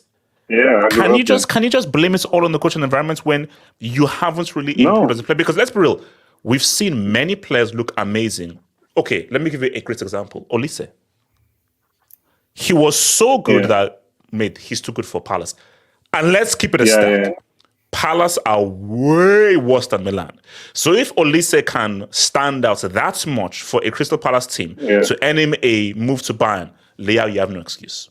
Even Olise poured for the French national team and the Olympics under Henry, and we know Henry is a bomb coach. I know he's a bomb. So basically, Olise is the perfect thing of where Leao, you have no excuse. If Olise can do that under Henry and for Palace, come on, bro. And even for Portugal as well, the guy's been underwhelming. Yeah, that's what I was gonna go there. To finish off. Yeah, so I see this guy rapping. I see this guy doing podcasts with rappers, interviewing them. It comes on my timeline because my timeline is a bit of a mix of US, UK, and Portugal as well. So it comes on my timeline.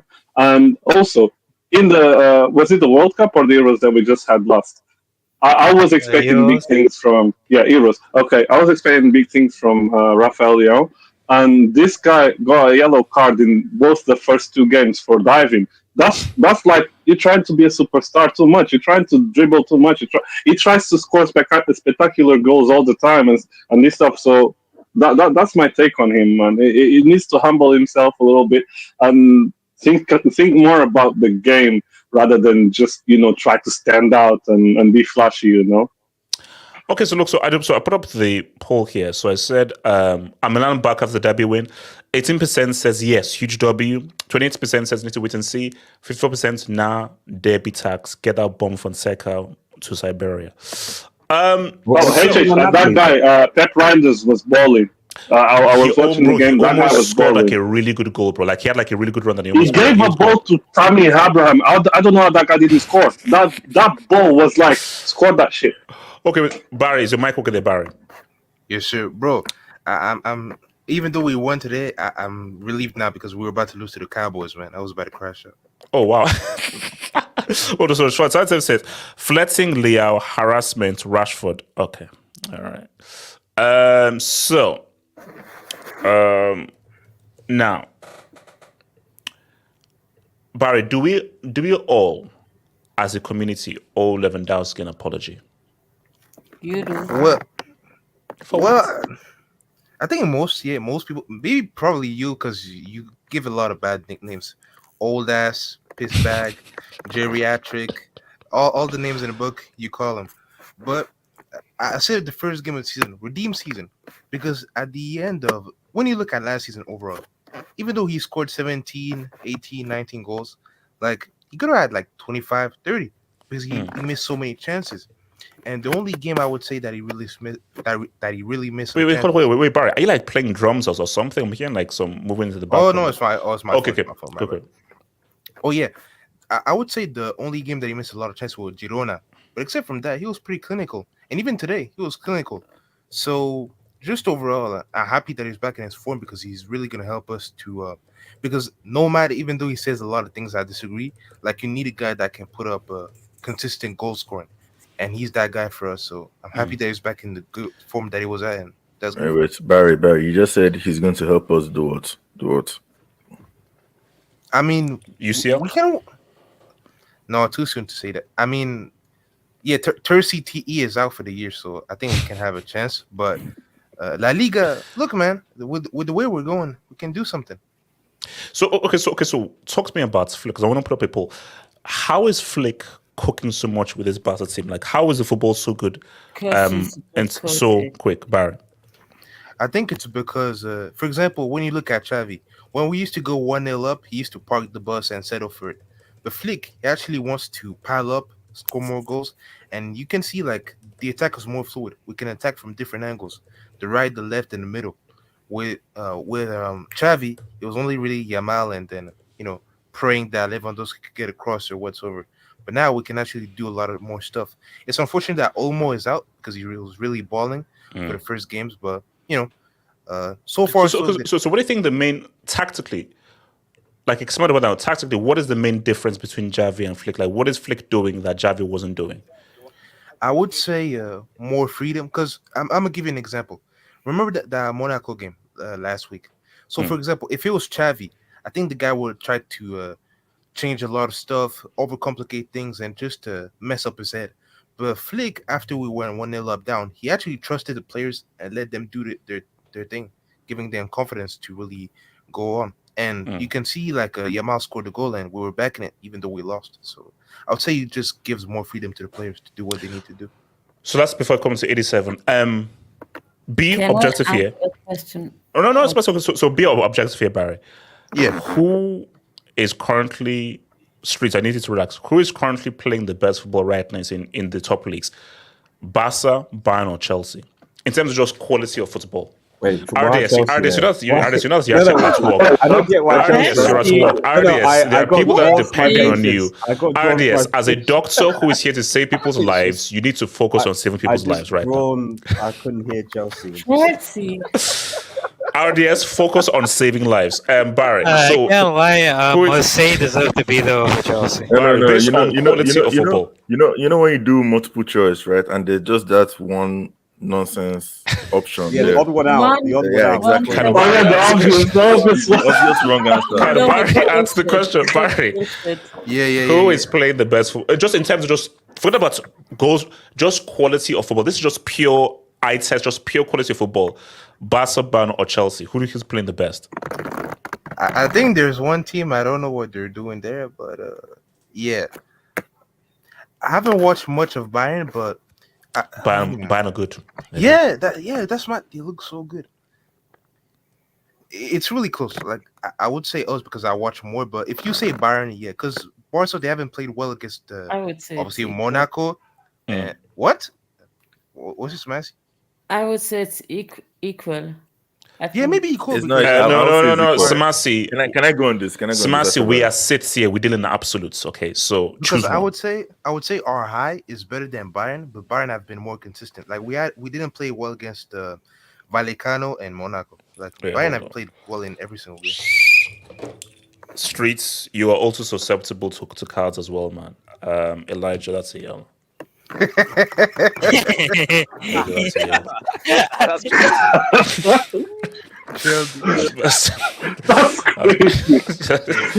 yeah, well, your club, your club does come from oil, so Betsy, hold. Betsy, watch it. So 87, talk to me. So Yeah, you guys take care, man. I'll see you soon. Oh, piece of So 87. So do we owe Lewandowski an apology? So that's the first one. The second one, how has Flick improved upon Xavi? What is he doing tactically that Xavi wasn't doing? And thirdly, who do you think is playing the best football right now? Bayern, Barca, or Chelsea? 3 questions. Dudley. All right, so Lewandowski, yeah, I think we do owe somewhat of an apology.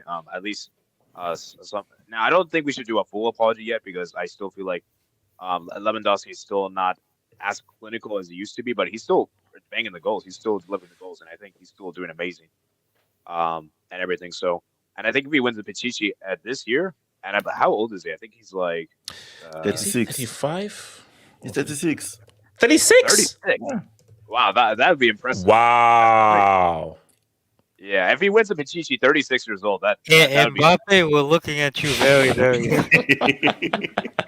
Oh, Lord. Oh my God. What's right? 87. Go to 87.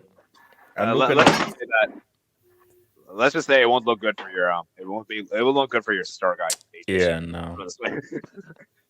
As for the Hansi Flick, I think what he's really done better than what Xavi's done, he's really utilized the wingers in a much more effective way. Because I feel like the wingers under Xavi, they were kind of like more crosses, and I feel like Barca is now playing more like vertical. And they're playing more direct, you know. And I think that's the thing. That's what we're seeing because I feel like Raphinha has been so much better under Flick than Xavi. I know Raphinha still has his brick moments. I still don't think he's that. Yeah, but he has his moments. I mean, he has his brick moments, but this is the best he's looked. Better. Since coming to Barca, this is the best he's looked for sure. Yeah. So, and what's also really impressive with Flick is that he's doing this without a lot of our starters, like Christensen isn't there, Araujo and De Jong, Gavi. The only thing that really worries me for Barca is the injuries, man.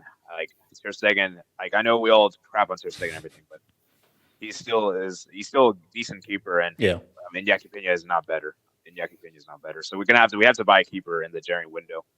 And as for who's playing the best football, be objective. It's really tough to say because I think Barca and Bayern have been really solid. Chelsea. 87, be respectful, please. Chelsea's been good. But Chelsea, I got to be more consistent, I suppose. If I want to. So if say okay, so Barca Bayern, so what would you say then? If you're like, because I think it is close though. It is close between those two. I would say for right now it's equal because I feel like both Barca and Bayern have beaten the teams that they've been expected to. Now I will say this though: if Bayern destroys Leverkusen next weekend, they absolutely demolish them. Then I'll probably say Bayern because Leverkusen's a big team. When they're the defending champions of Bundesliga. So and for Barca, we're probably not going to get really a good test of this Barca. Like we're not going to see how we are until that Madrid game, which I believe is like next month, October. So yeah. Okay. So hey, Church. Let me just say that for us to actually believe in Chelsea's football, we have to see what you guys are gonna do in Europe. Last time I saw you guys losing to a napkin or something, so do something in Europe as well. Betsy, when you win your first major European trophy, then you can talk to me. Then you can talk to me. No, Betsy, don't be slick. Win your first major trophy, then you can talk to me. So Smasi, why are German coaches so good? What is it? Is it something in the schnitzel? Is it the schnitzel or what? The training and the education you have to do as a manager. It's in England and other countries, it's easier to get the manager badge. In Germany, you have to really educate yourself to be a manager, and that's why they are very tactical, astute German managers. He's playing Garcia as a DM and still winning HH. And Garcia's a bum. That's Doi. That's Doi. Yeah, no, that is Doi. That is Doi. So HH, I think it's because Flick knows the all the good traits of the team, on all the advantage of the team, all the negatives he has to hide. No, And but how has he been hide able it. just to get them playing so well so quickly, though? How has he been able to do it so quickly? If you're a good manager, you don't need time. You need like a preseason is actually enough for a good manager to implement.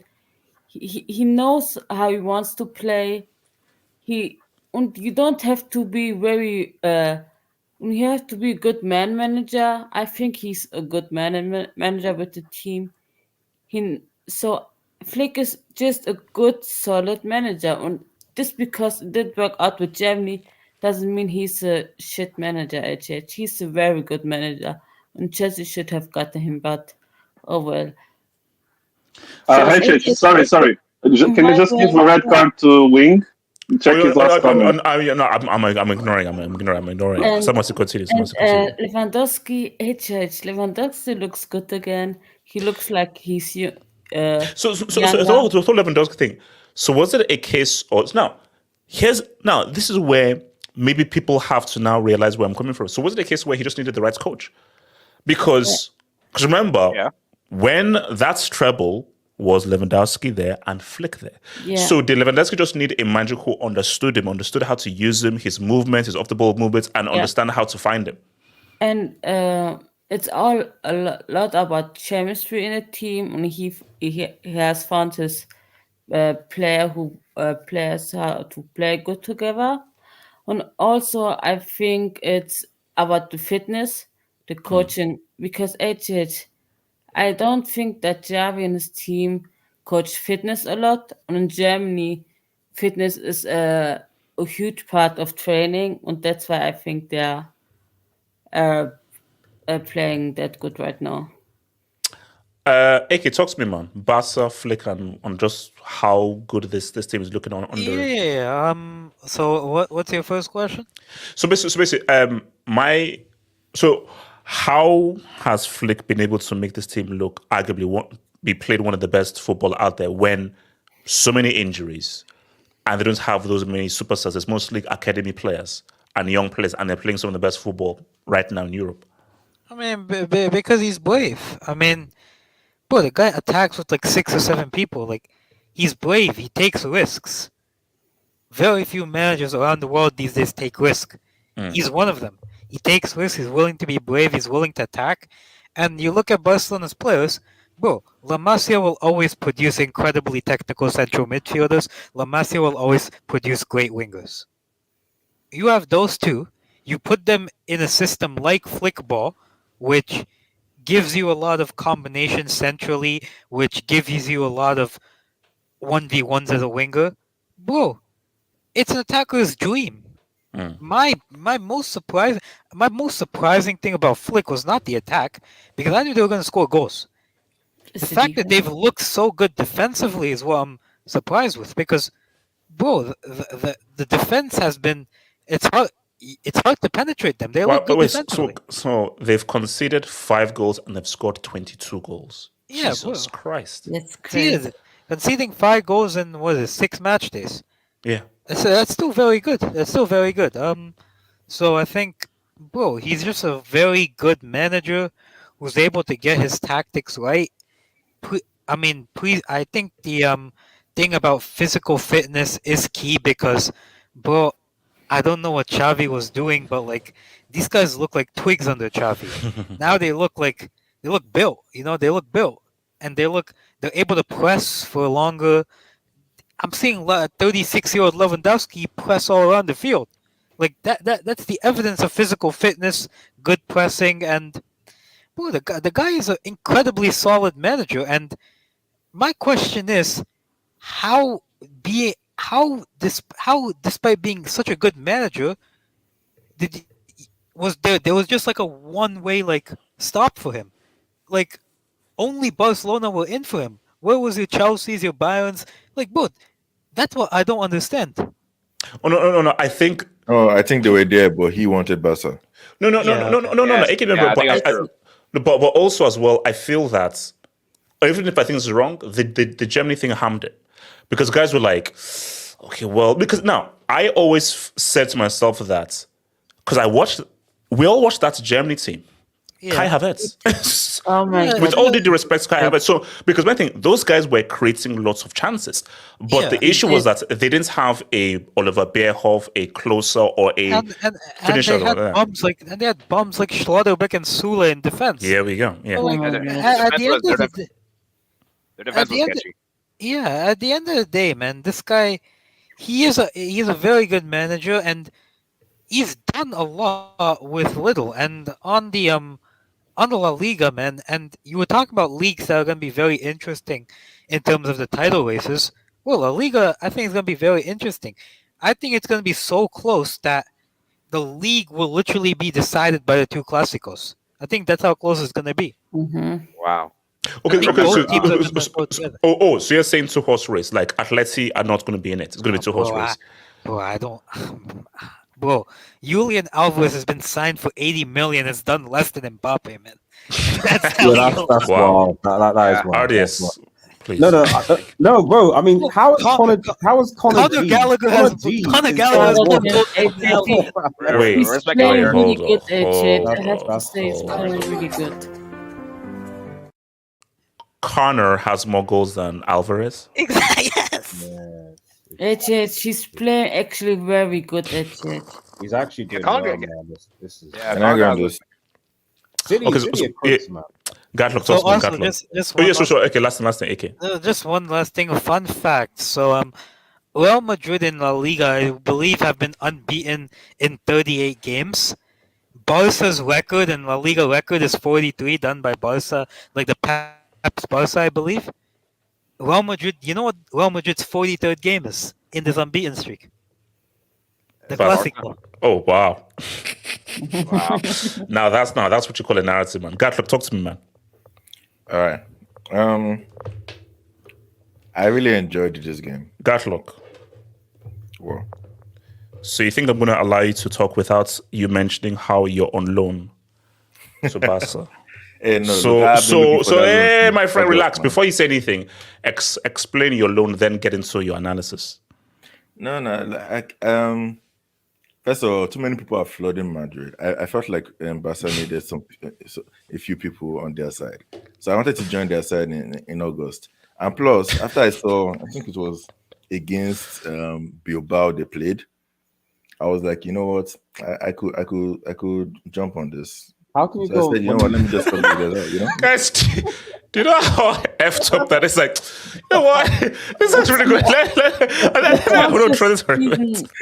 Window was closed. You can only no against Bilbao.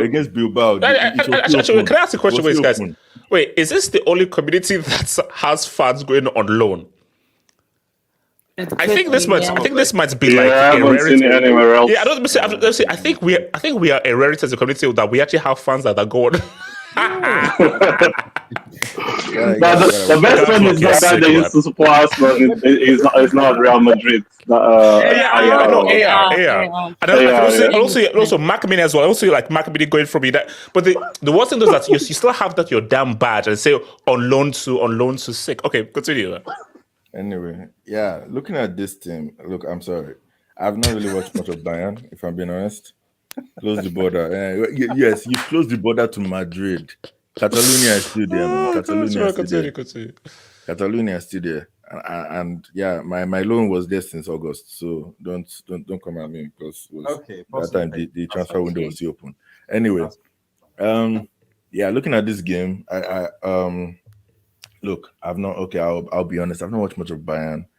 I don't really want to. But here's the thing. Barca playing well, though. They are playing well. No, here's the thing. Based on opponents, Barca are playing the better football. Although, watching this game, I'm sorry, their defense is a bit wonky.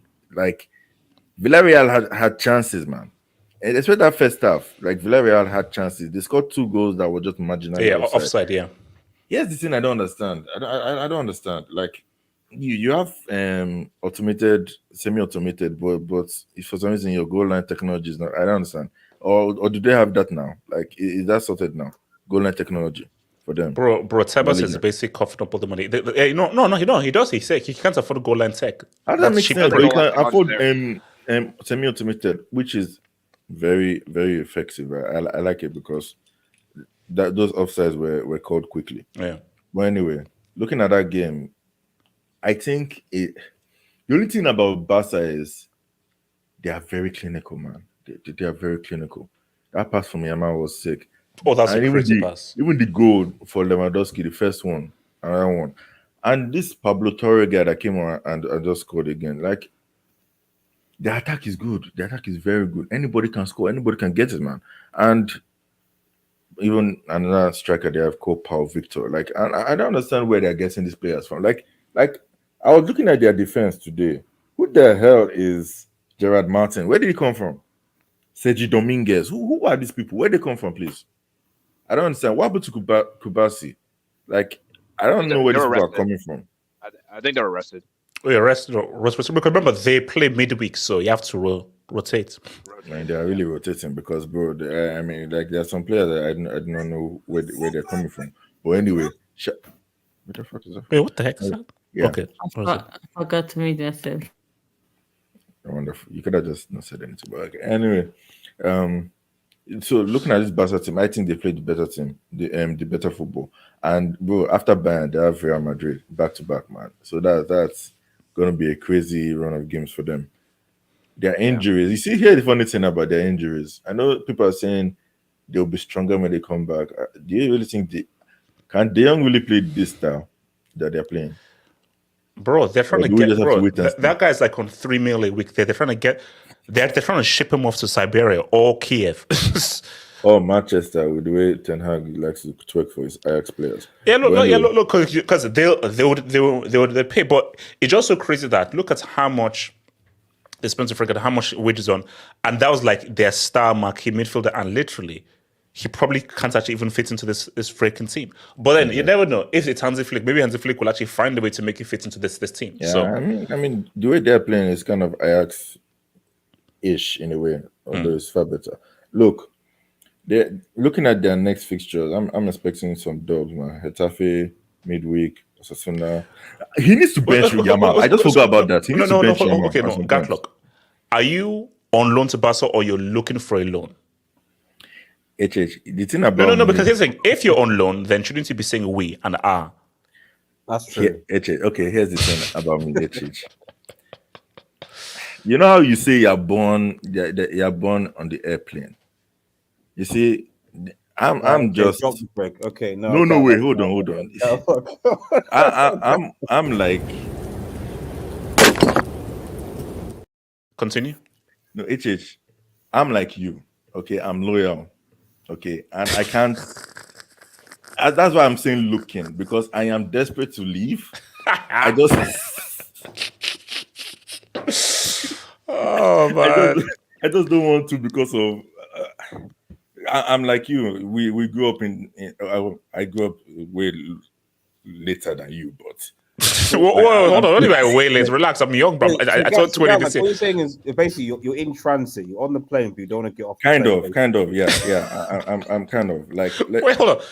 The plane, you know, the plane's going to run to our field. You have to, you have to decide. So basically, you're just circling over Barca. Okay, you know what? You know, I'm the first mixed race club person. I'm half. Okay, drop the break, man. Oh my god. Mixed race. Good luck. Okay, guys, I think this community has finally lost its marbles. Okay, you're the first mixed race.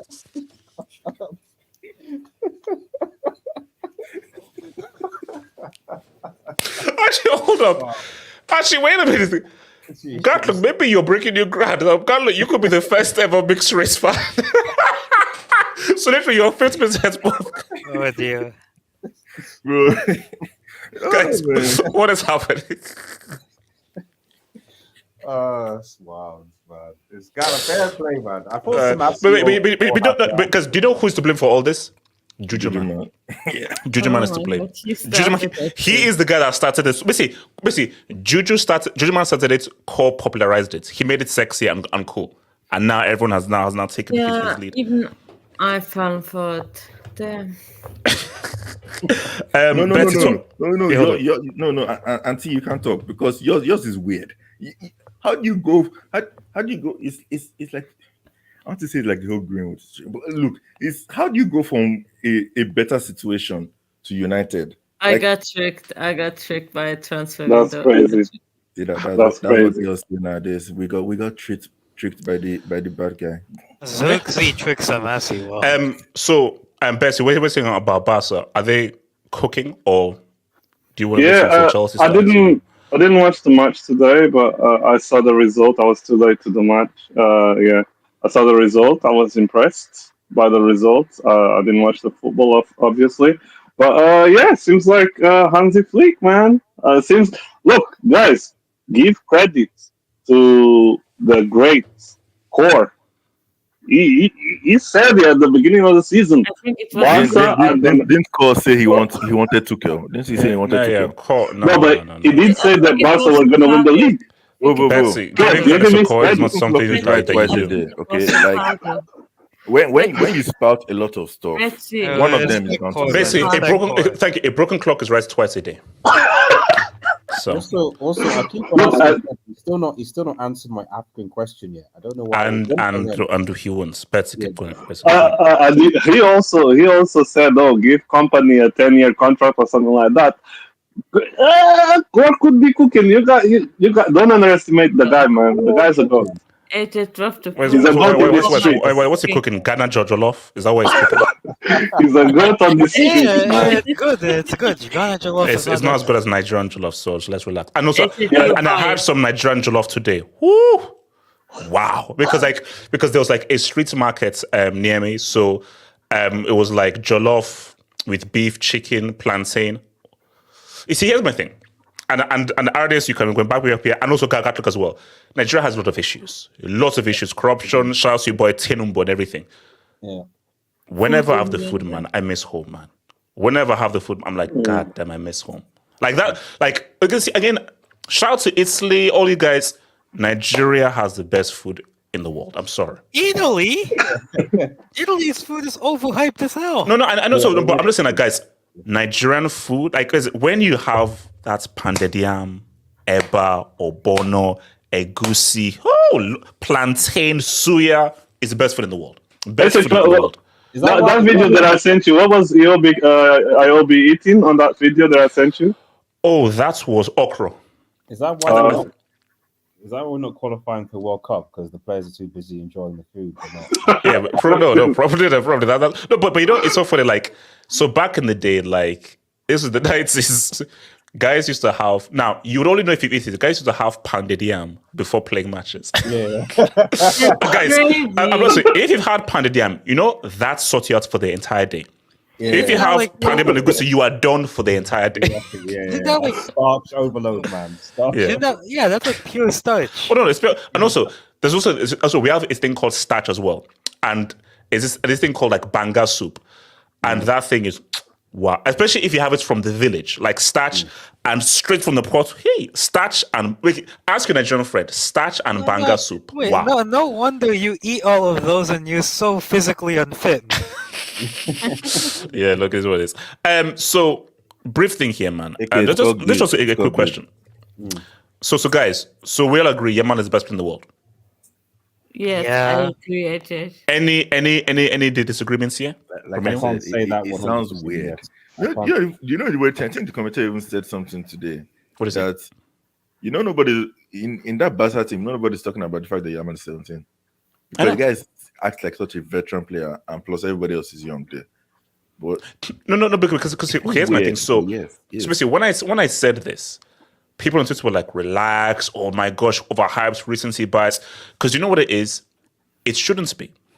Like, at no point should a 17-year-old be the best player in the world. No, at no point. Because it should be that 25, 26, 27, 28-year-old, 21, 22-year-old. A 17-year-old shouldn't even be in the conversation as one of the best in the world. He should just be like, wow, this is one of the best young players in the world, but we have our established guys. HH, at 17 years old, to be an up-and-coming prospect. Yeah. No. Like, let's be real. Because remember Rooney. When Rooney broke through at 17, he was 16.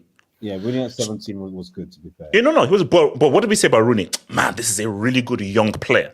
So he was always used as a project. At no point will we discuss Rooney as one of the best players in the world. When he was at Everton, nobody was saying that.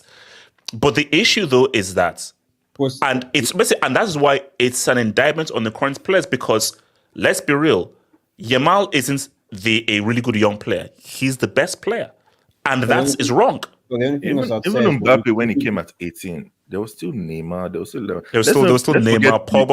Messi was still there. Don't forget Messi and Ronaldo. There were still the other players around there, like Lewandowski, Bale, Neymar, and Di Maria. All these other guys were there.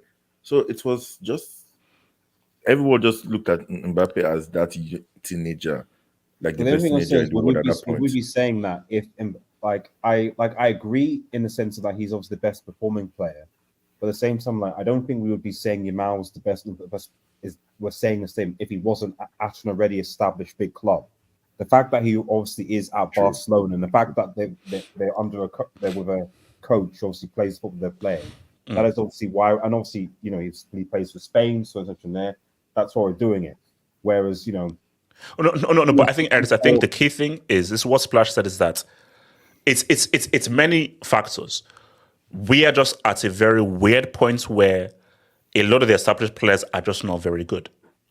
And they're not as good as we hope them to be. Like, we just had a conversation about Leao. I know Leao is young, but Leao should be, okay, you're not in the conversation as one of those guys.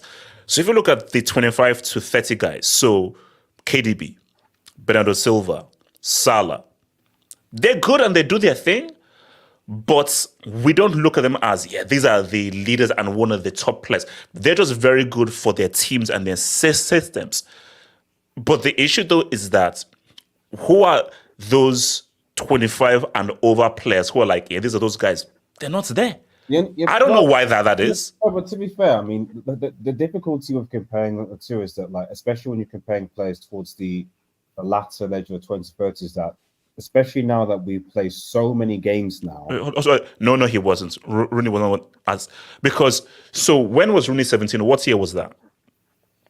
That was. I don't know how old Rooney was now. So let me just quickly. Because when Rooney was 17, was Henry still at Arsenal? When did Rooney go to? Yeah. So because Henry was still there. Pirlo was still around.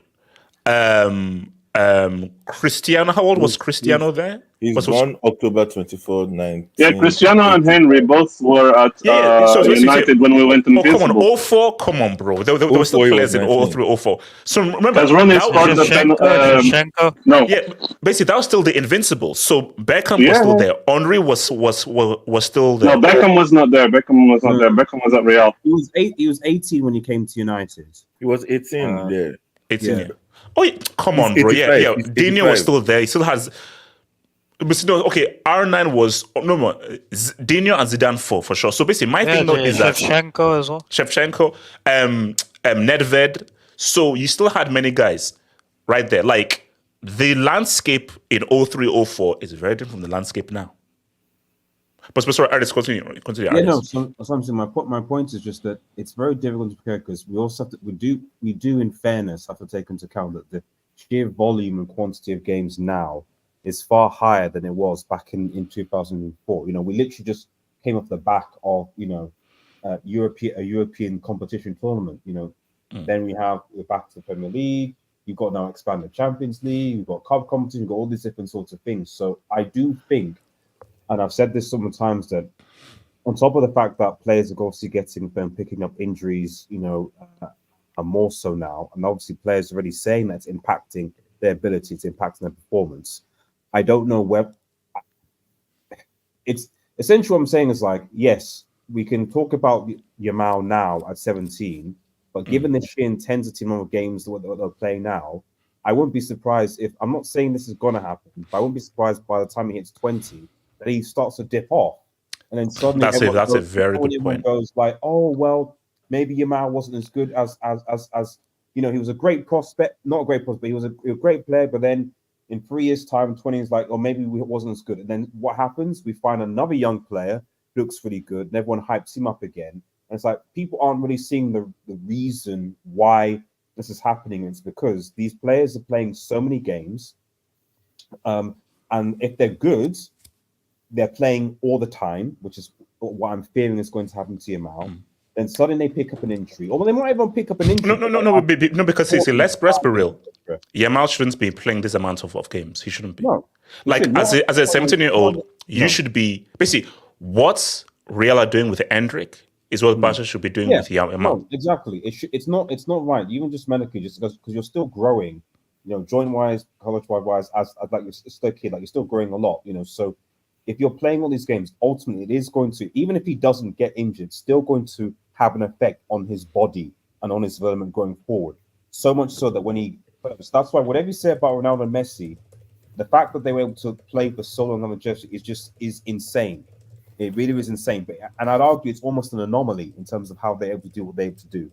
So that has almost skewed, I think, how the average footballer should be, which is that they're not going to be able to play these amounts of games from really young and then do that for 2 or 3 decades without it affecting them in some capacity.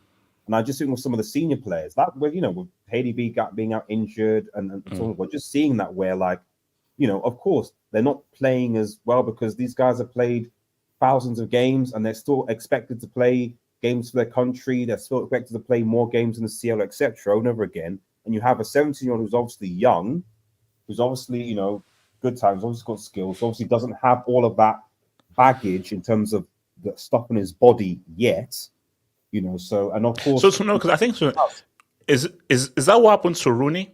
Did Rooney play too much too early?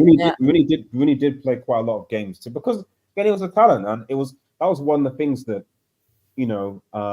obviously Ronaldo was there with him, so, but at the time, I think there was a concern that, because again, up and coming talent, dropped into the England squad as well, playing those games and so on and so forth. So, ultimately, what I'm trying to say is, I want to go on, is that it's as you said, it's multifactorial.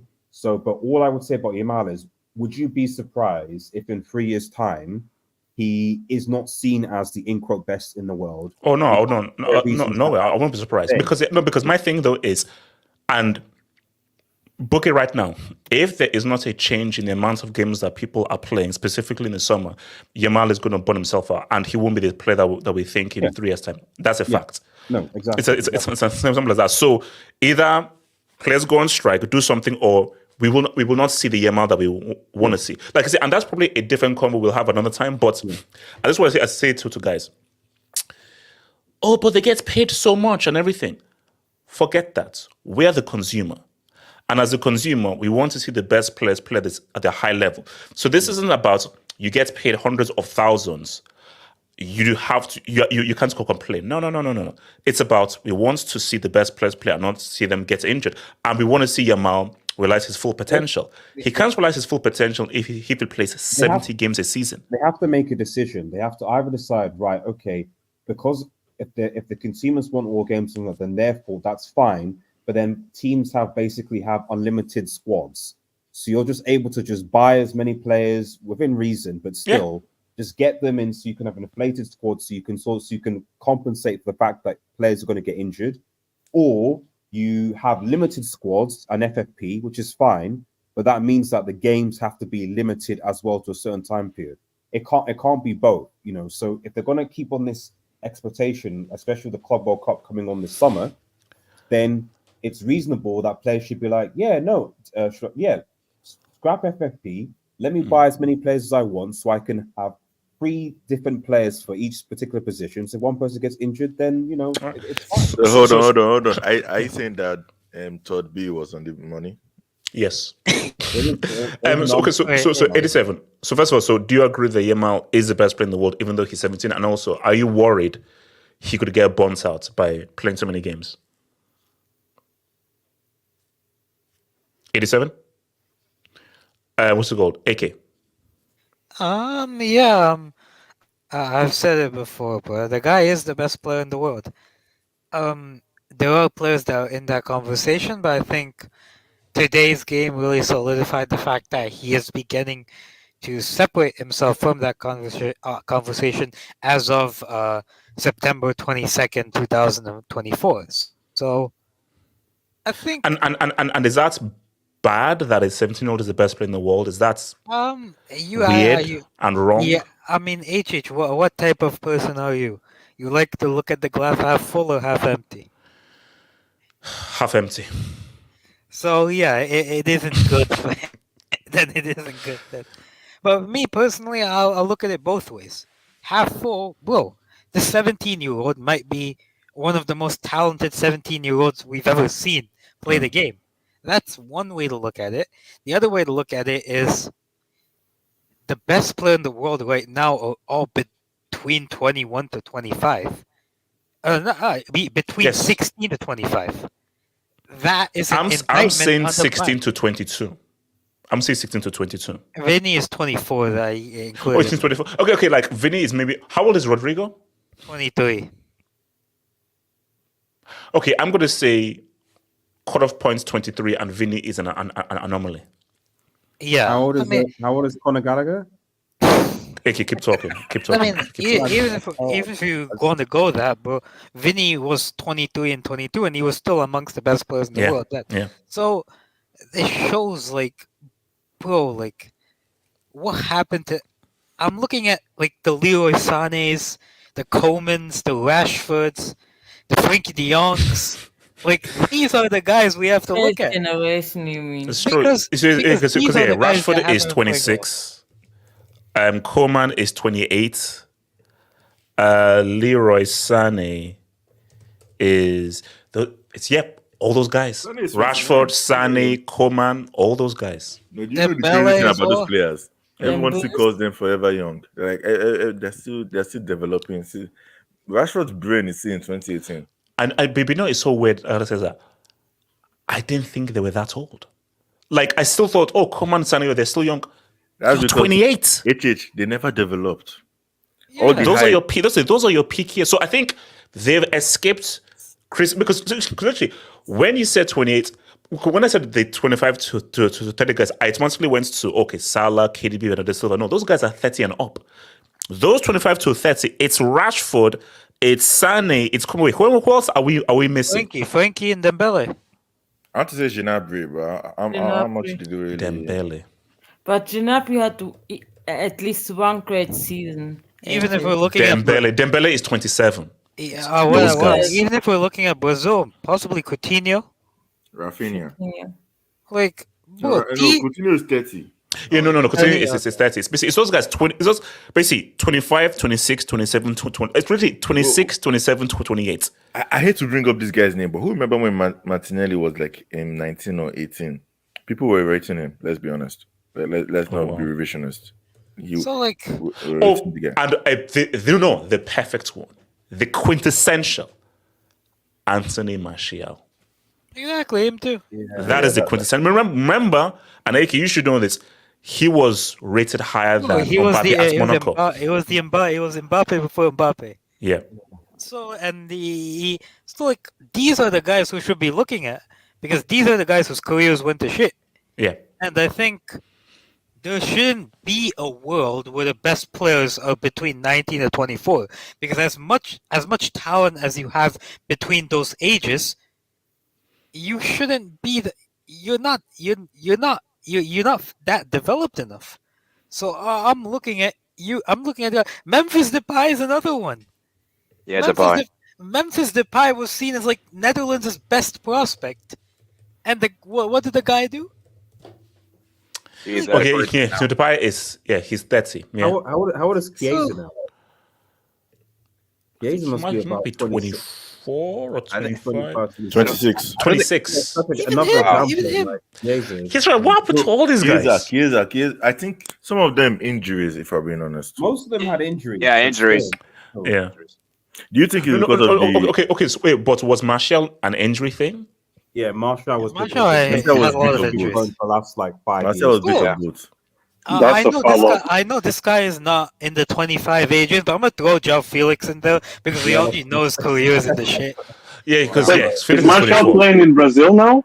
Yeah, because I saw that he was about to sign for a Brazilian team. He joined the team. I can't remember So what team that's it was. crazy. Corinthians. Ballon d'Or close. Guys, Martial at 28 years of age, Anthony Martial is at Corinthians. Oh no, sorry, he's at AEK Athens. Yeah, he's at AEK Athens. He's at Athens. Oh, sorry, sorry, Athens. I was saying the funniest thing I remember about Martial. You remember the funniest thing I remember about Martial that was talked about the most on this channel? What? Was when his wife made him some okay. Yes, I know. That's that trash. So, Okay, but hold on. AK. At the end of the day, like, yes, Lamine Yamal is the best player in the world, and yes, he is probably a talent like we haven't seen in a long time. But bro, like, what happened to these guys, man? These guys are the generation, not the Pogbas, the Hazards, the Neymars, and all those guys, because they actually gave us something at least. They gave us something. What have these guys given us? These guys have given us football. Yeah. No. I mean, like, yeah, like that's 25 to 30 is nasty. Yeah, 87. Go for 87. Yeah, sorry, I don't know why my mic wasn't working, so I had to refresh. But yeah, Yamal is probably one of the best performing players for attacker at the world. My concern though is that he's getting I feel like he's playing so much, and he might be getting burnt out. And I don't know. I just feel like he might be another Ansu Fati. I just have a bad feeling.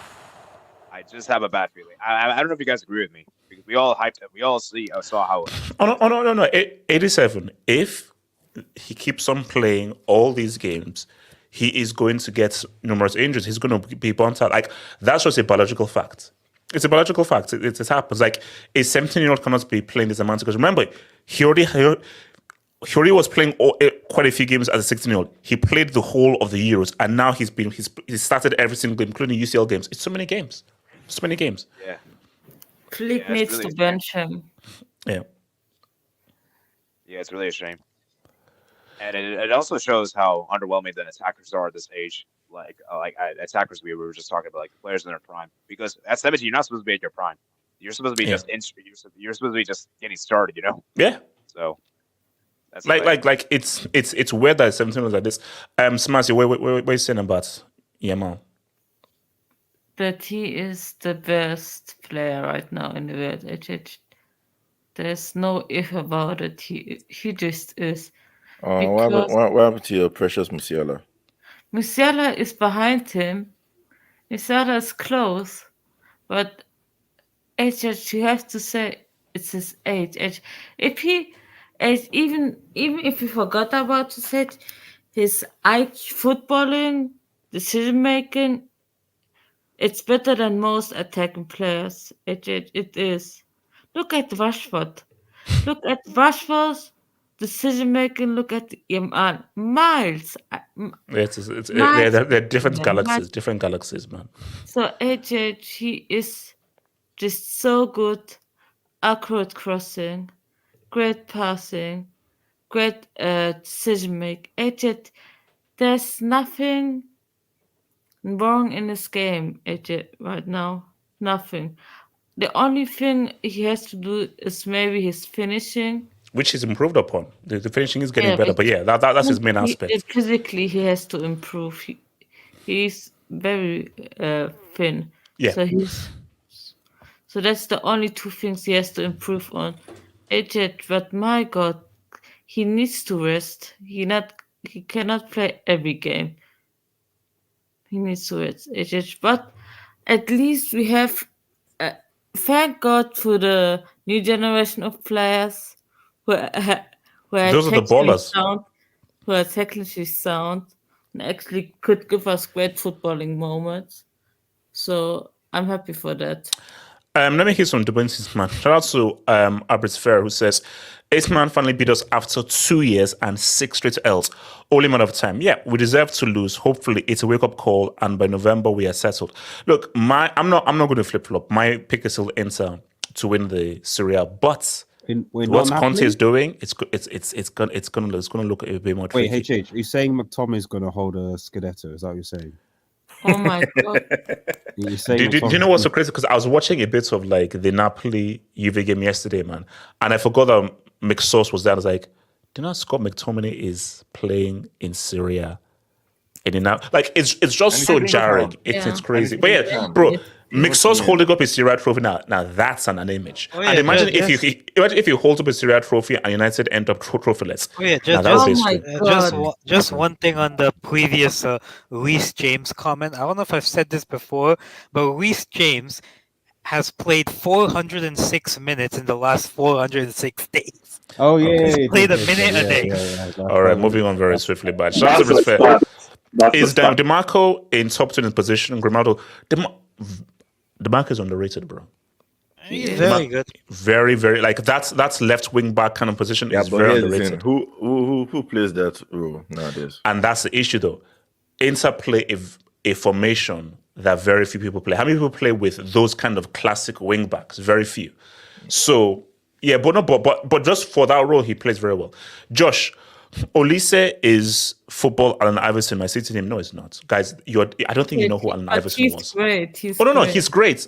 Olise is super amazing. One of the most talented players out there. And I think that is one of the best transfers so far. Do you know who the hell Allen Iverson was? Come on, bro. Josh, Welbeck, more free kick goals than him. That was a great free kick. That was a great free kick. That was a great free kick. Shout out to MC. Have you ever see him? Hold on, MC. Have you given that to your food back to your City fans after we dunked in the UCL final? No, I've not forgotten. Arsenal face 500 can't beat washed pep. # loses. # clown hold. Oh wow. Canadian Fries, men for 11 months. Thank you, bro. As a Real Madrid fan, I despise Yamal. He's so good. Yeah. AJ, can we talk about Leverkusen? Oh, no. That's the next one. That's the next one. Oh, I'm ready to talk about Leverkusen. Okay. Craven 18. McSauce leading Napoli to a title. Relax. Guys, it might be on par. It might be on par. So I put up the post. So is Yamal the best player in the world right now? 14% says nah, stop recency bias. 28% one of not the best, and 58% says yes, he is, man. So where are we at? Let me get AK. Gunshot. AK. Gunshot. Yes. Gatlock, please. Are we talking about the devil? AK. Are these guys gonna keep on doing this for the whole season, bro? I'll be honest, bro. I want to see it. I want to. Wait, hold up. Smassy, please continue. AK. So they're gonna keep on doing this juju and last minute thing for. Yeah. I thought this was a one season thing. It's still gonna happen. Yeah, I'll be honest, bro. I want to see it happen because I want to see Leverkusen score in the last minute on the morning, and then in the evening come to the hangout and hear Samasi and Hokage tears. So no, that would be wild if they do that against to Bayern, like they won 3 again. But yeah, look, I need to see that. Is this sustainable though? I mean, you could already see like they're not as good as last year. Like they're not as good as last year, but they still play good football. I think defensively they need to improve because the Hincapié guy I don't really like him defensively, I'll be honest. But I think for them, it was sustainable last season. So I don't think it's just like juju. I think there's an actual pattern. I think they have good crossers into the box. They have good strikers. They have guys who know how to be at the right place at the right time. So it's almost like they're made to score late goals because of the type of players they have. Crossing creates chaos. Good strikers create chaos, and when there's chaos, there's always a chance of a goal. So I think for them, the next game against Bayern will be very interesting. Yeah, I want to see how they approach that game. Will they go full control, or will they try to go hit them on the counter? Because Wirtz has been very good this season. So has your boy Victor Boniface, who I'm pretty sure you should rep him over that bomb in Galatasaray. Oh no, he's the real Victor. He's the real Victor. He's the real Victor. Man. He's the real Victor. But yeah, I mean, shout out to Leverkusen. I hope this happens. So who is your pick for the league?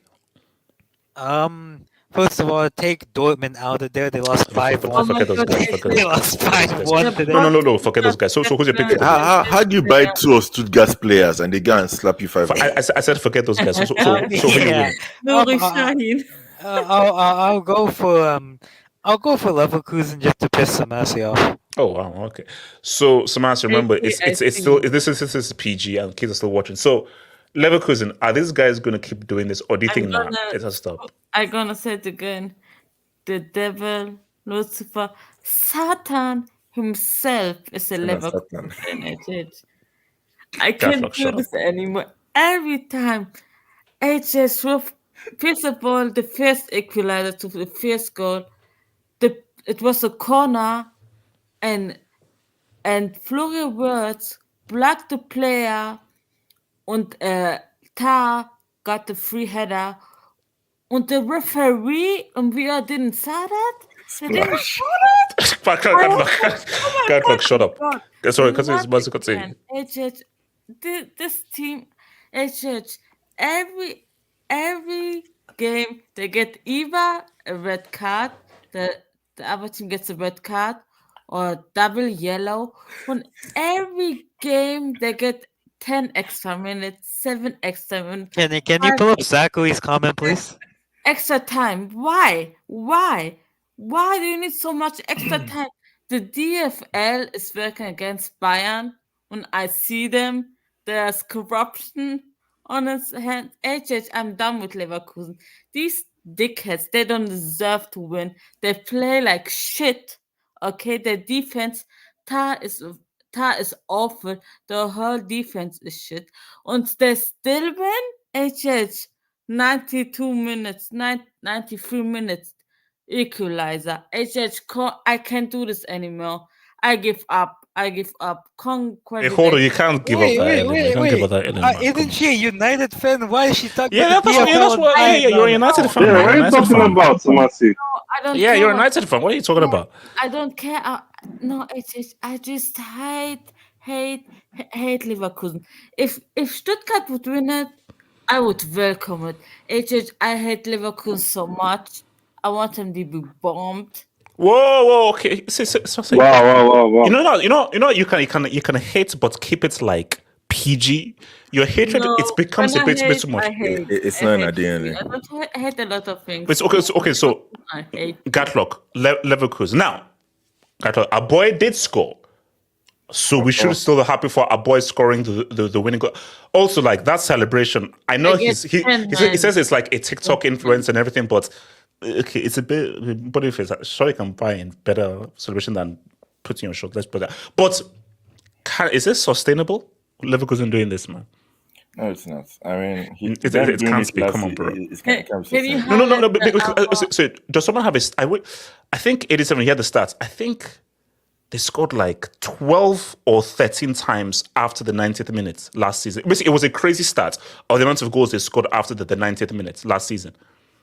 Yeah, man. Look, it's not something like that. They're considering way too many goals nowadays. I'm looking at that Bayern game, and I'm seeing a shootout, man. I'm seeing a shootout in that Bayern game, man. And it's next week, right? No. I think that's going to be a great. Based on how Bayern are playing, how company wants to play, how these guys. That could be like 3-3, 4-3. That's going to be a great game. That's going to be a great game. And hopefully, it's in Bayern's home. Yeah, that would be a great game. I hope it's not clashing with anybody else, but we'll see. Yeah, look, Leverkusen. Look, the trophy is going back to Bayern. I mean, it's going back to Bayern. Why? Okay, why are you so sure? Because Leverkusen can't do it again. They can't do it again. And look. Bayern are going back to their. You said that last season, every game. No, but that was you can argue that was just an anomaly one season, Exactly. Bayern are going back to their default setting of just attacking football, and that's how they've won the league in the past, and I think that's how they win the league again this year. And shout out our brother, lifting a trophy in Germany. Not Boniface. Actually, no, Boniface lifted it last year. This year, hopefully, company does something, bro. I don't know, is he Congolese or Belgian? Congolese is Congolese. So now when he said that boy, I was about to say like which guy is Nigerian? No, not Nigerian. I'm talking about Oh. Skin. Okay. He actually looks more like you, though. But anyway, he literally looks almost identical to one of my cousins. There's one of my cousins that looks exactly like him. So yeah, I would like to see him in shades. But anyway, yeah, I'm looking at the rest of the competition here, and look, see, like I thought that based off of last season and company being new and everything, this would actually be very open. So I thought like Stuttgart, so it'd be quite open. Now look, here's the thing. I hope Leverkusen pushes them, but I think they are vexed. They are vexed. They are angry. This is okay. Gatlook, you say this now. What if end of Saturday Leverkusen win like 3-2 or beat them 3-1? Then it's like because let's be real. Because let's be real. Bayern have looked really good. Have they faced a really quality team yet? No. There we go. But, I mean, with shots, we're not repping Zagreb, bro. But here's the thing: they are far better than they were before last season. Yes, but they're far better. But who have they faced? Have they faced a really good team and a really good attack? Remember, they're a very attacking team. Which teams have they faced that can really counter them based on how attacking they are? But this is a league. This is not cup. True. Yes, they can lose to Leverkusen. They'll true. Yes, that's the thing. They can lose to Leverkusen, but they'll still slap the rest. So it's like it's still there for them to win. That's the reason why I feel that they will probably get the job done. So understand? The Bayer Leverkusen it's this Saturday. Yeah, this coming Saturday. Yeah, this coming Saturday. Yeah. Saturday, yes. I think this week is it? Some people have Carabao, some people have Europa, some people have Conference. Yeah, no. So midweek. So midweek is the cup games, but they're La Liga games in the midweek. So exactly, for some reason, I don't know why, but anyway, yeah. Guys, it's been swell. It's been beautiful. Remember, guys, this is going to be on Spotify and all this podcasts. I'll see you. Remember, Monday members hangouts, guys. It gets real. One love. Peace out. Yeah, safe, guys.